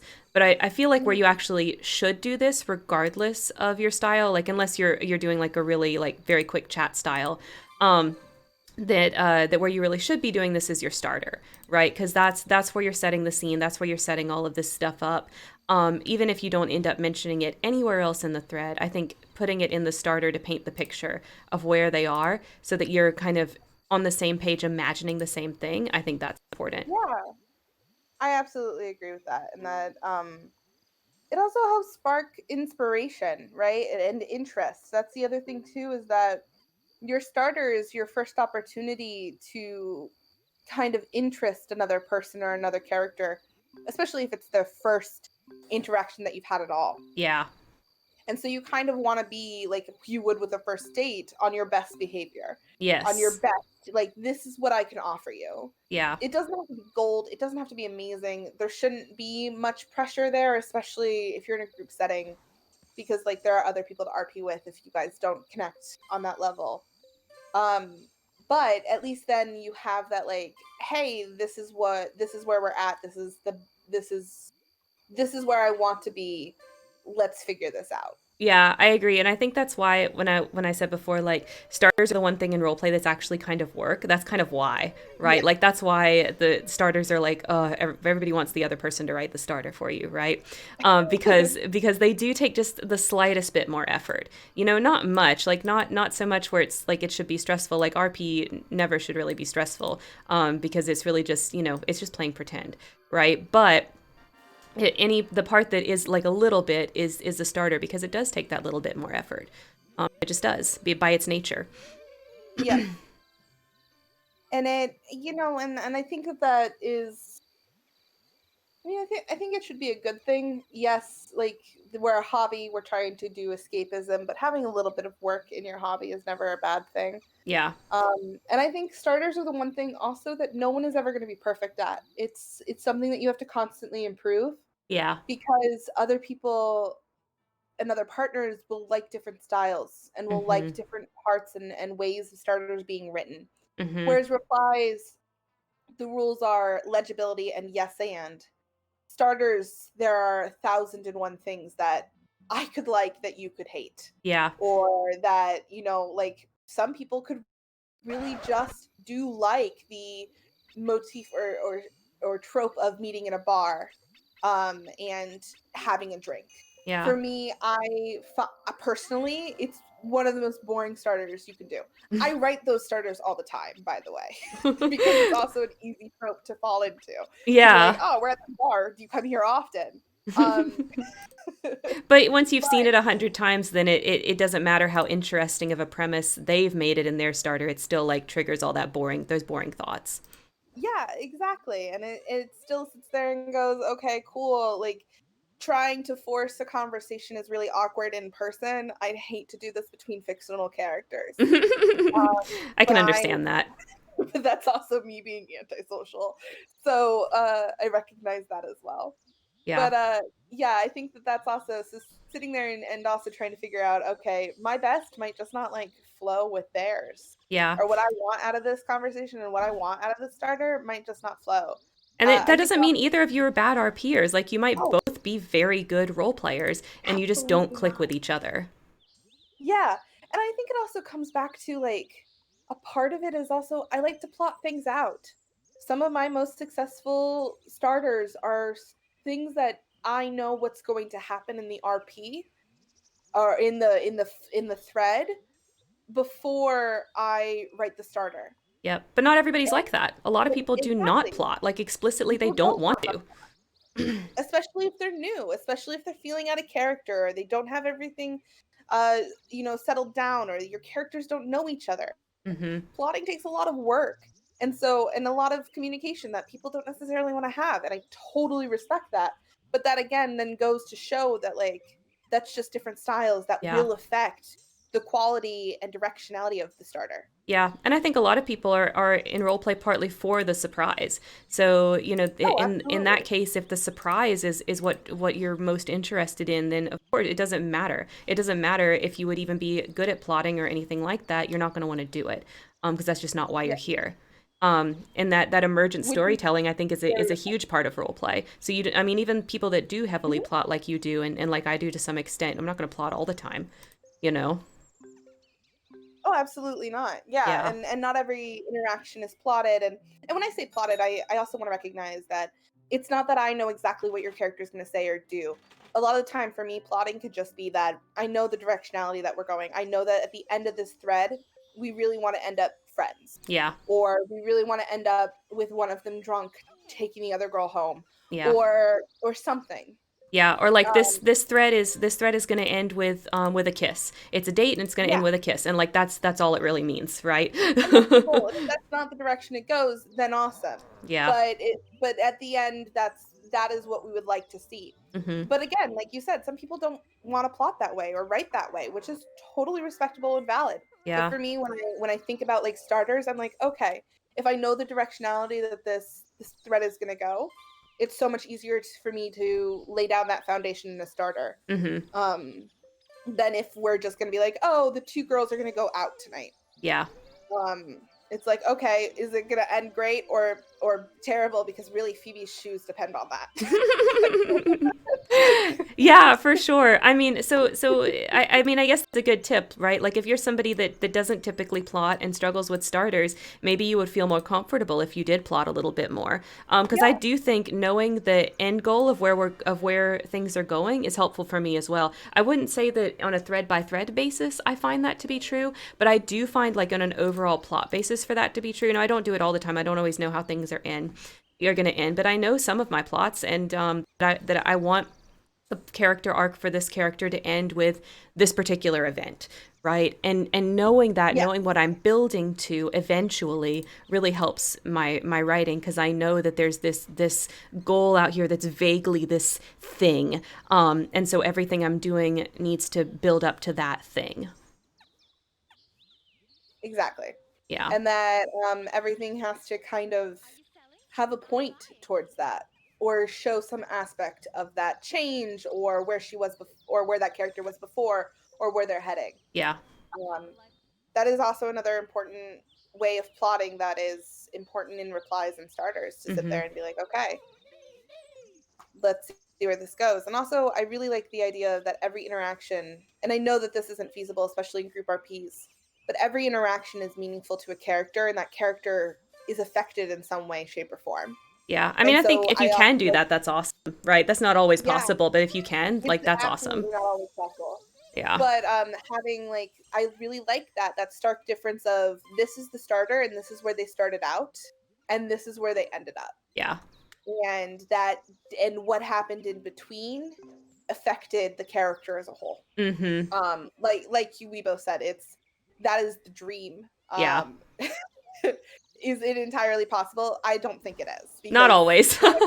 not every interaction I have changes me foundationally. Right. Right? I meet people and talk to people all the time that, and even friends and family that sit there and be like, okay, cool, it was just another Tuesday Zoom call. Yeah. Like, that is what it is. Yeah, and I think sometimes like there's other reasons to have interactions, right? Like sometimes the interaction is just because I this is a new character and I want to see how this new character is and I want to feel them out, or I need to test something with my own character, or you know this is a new person and I think this person sounds cool, so like I want to get to know their characters because I think we might be good role play partners, but we don't know yet. You know, there's lots of reasons, so it doesn't always have to be like that. But I think that when it is like that, that's very satisfying, right? Yeah. That it's, I mean, that's also the dream, right? Yeah, To be like, I like you in real, I like you and I also like your characters. yeah. Those are the best role play situations, right? When you can find Yeah. both of those in the same partner. Yeah, it's and it's difficult, and I think it's, I mean, and like you said, it's kind of like dating, finding partners Yeah, and people to write with, is that, and I mean, it's also like finding friends, like adult friends, is to sit there and yeah, be like, you're gonna click in certain ways with certain people, and that click might happen in a certain RP, or it might be that you continue on for RPs, mm-hmm. and or that you just found your people, and Yeah. that's good too. And I know there's people in the role play world that like they've drifted apart as far as writing partners, but they still might be friends, Oh, absolutely. or vice versa. Like they don't talk very much anymore, but they still write together, and all sorts of different things in between, depending on how you change as a writer and as a person over time. Absolutely. It's all part of the, I mean, it's all part of the fact that this is a living, breathing hobby, and we are Yeah, all living, breathing people who are yeah, constantly going through change. And how you do this hobby online is going to change you, and also what's affecting your real life is going to affect how you do this hobby. yeah, for sure. It's impossible So, for it not to, I think. yeah, I mean, it's, we, no, nothing is separate. No one and nothing is separate. Nope. So, well, that got deep. It did, but I think we basically covered what we wanted to cover, right? Like I think Yeah, that we got to the heart of really what at least in my opinion a good reply and a good starter is. I agree. And anybody out there that's listening, like if you disagree and your partner also disagrees and you're happy with that, like more power to you, right? Like I don't know anything, I only know what I know. But for those of you that are kind of newer to the hobby, I hope this gives you some ideas on like what you can do and where to go. Because I mean I assume if you're listening to this that you're interested in improving yourself as a role player. So Yeah. Well, and also, like, if you have other things that are very vitally important to you as a starter and an RP and a reply, let us know in the comments. Let me yeah, know on Discord, and I can bring it up next week, or we can have you on, or things like that too. This is just how we RP and what we've noticed over time. mm-hmm, Um, and we are certainly not experts of all styles of writing. So you could be like, it's been a very long time since both of us are in multi-para RPs. So like yeah, that is consistently that. So maybe what is required in a, what it makes a good reply in that style of RP has changed since yeah. then. It So let very us well might know. have. Absolutely. Okay, so with that, are we ready to move to the wrap up and do the article? Should I save the Yes, game? save the game. Okay. Did we get the sour we needed? Yes, we did. We got him. So we've Yay! actually got all the sour pinatas now. And we can so the game kind of now doesn't have like a strict progression it's gonna lead you on. It's more about whatever we want to do. So what I'm gonna do, just kind of let you guys know. What I'm gonna do is try to basically fill out all of these awards here. There's awards for all the different pinatas and their variants and stuff like that. And then I'm also going to fill out the plant awards. There's plant awards as well for growing and fertilizing all the plants. So that's what we're going to be working on. And we're slowly going to collect all of the pinatas. All of the things. That's right. Okay. So let's go ahead and save this and get it switched over to my browser. Okay, so I'm about to open the article. Tell me what it is. What are we talking about today? Okay, so we're going to talk about the tiniest little adorablest thing in the world, and Uh-oh. it's called the tiny elephant shrew. This is And a Pokemon. it is. What? Look at this So thing. so it had not been like researchers hadn't seen one or documented one since 1968. So for over 50 years, Wow. uh little dude has been hiding. And and then like last year or they started taking an expedition to like find some, and they discovered this little dude, and apparently he stole some coconut and peanut butter. Ah! That's all he wanted. I also love coconut and peanut butter. I don't know, I feel like I could vibe with this thing. It looks awesome. I I think everyone, this is, if I that's not, I was about to be like, if I had a soul animal or like a animal familiar, it would be this, but that's not true at all. But it is adorable. Okay, so everybody just heard that, right? So the tiny elephant shrew is Landon's fursona. No, That's it's yeah, that no, that's what you no. said. That's what you said. You can't take it I back. It's too late. I can take it back. No, there are two other animals that are more connected to me Oh my than God, but look that. at this It's thing. Look at this thing. adorable enough. It's like a little mouse with a weird ass nose. Like, what is Yeah, this? Like, this is such a it's Pokemon. it is literally a Pokemon, and it is the cutest thing ever, and I'm pretty sure this is the only photo they have of Oh, it. let's find out. So it's called African elephant shrew. African. I can't Yeah, so spell. apparently they set out like 1,000 traps and caught 12 little shrews. Um, Wow. That's a lot. It feels like a lot for something they thought was extinct. yes. Okay, so But there's this one. I think most of these pictures are of this other kind of elephant shrew. oh, you like that third one is the same picture. Yeah, So and I I think wonder if there are multiple species or subspecies of it. yeah, this one looks like the same kind of one, but some of these have much shorter noses. It makes me think they're different.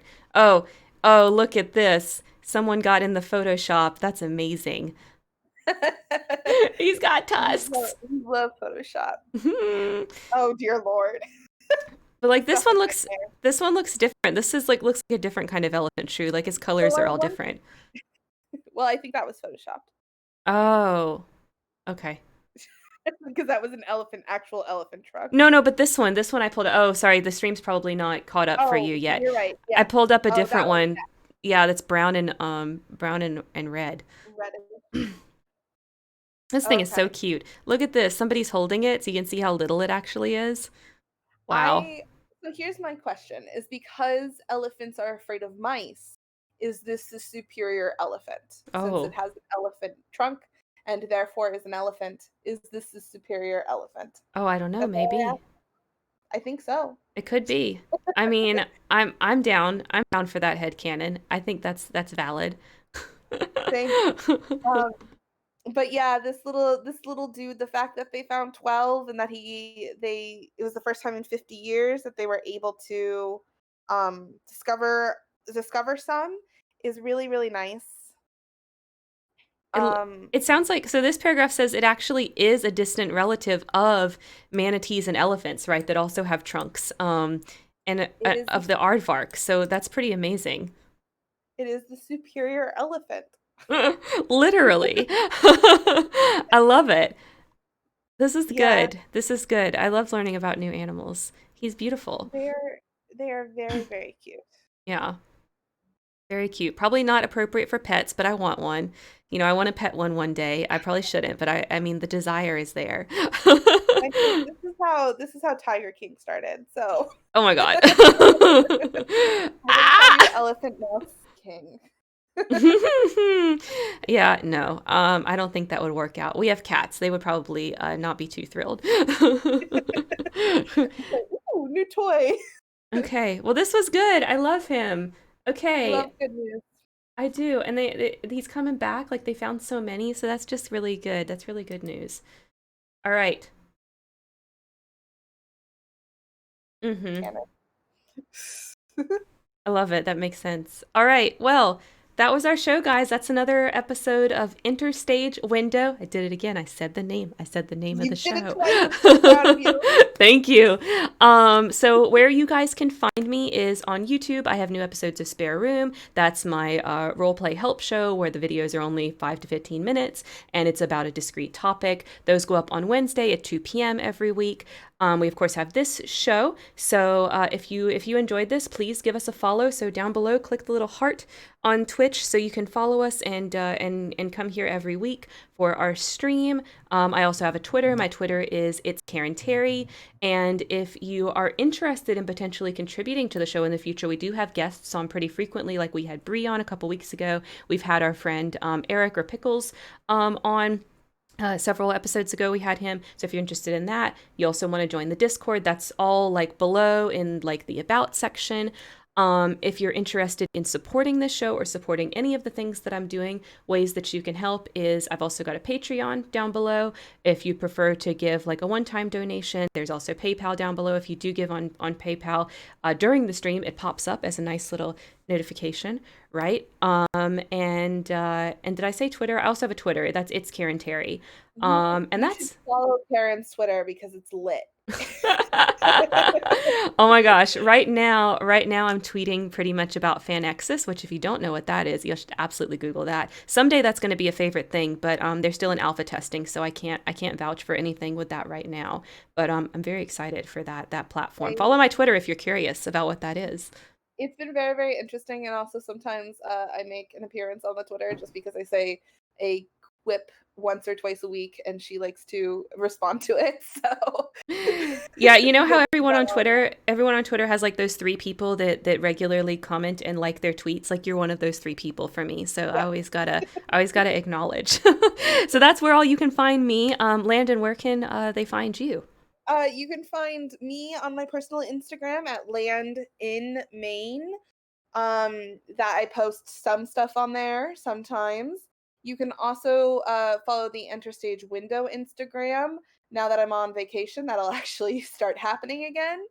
And that's kind of where you can find me as far as social media goes. I'm out and about as well. Just you'll see me. I kind of simp for Karen, so you'll see me like respond to her stuff all the time. And then yeah, so we can do that, and then you can find Enter Stage Window on Spotify or anywhere else that you listen to podcasts, Hmm. or of course the VOD will be up on YouTube if you're want to rewatch these at any point in time. Hmm. uh yeah, that's kind of it for me. And please do, if you want the visual experience, please do watch on YouTube. Because I just got monetized the other day. So what? So I actually am gonna be Yeah. eventually making money from that. Of course, it takes a minute to get up to the payout threshold, but yeah, so that's really cool. And I think that's it. That's all the places that you can find us. Someday, Landon is going to have her own podcast. That her podcast is going to come back, Yeah, and we'll be able to shill maybe. that too. But that's unfortunately not yet. But someday. I have like three friends right now starting podcasts, so I'm sure those will also be all shouted out towards the end too, because I think podcasters should support podcasters. So Yes, absolutely. Okay, well that's it. That's our show. Thank you guys so much for coming. If you haven't followed us already, please go ahead and follow. If you're not subscribed to my YouTube channel, please subscribe. And yeah, make it a great day, everybody. bye. Don't forget to be awesome. Bye.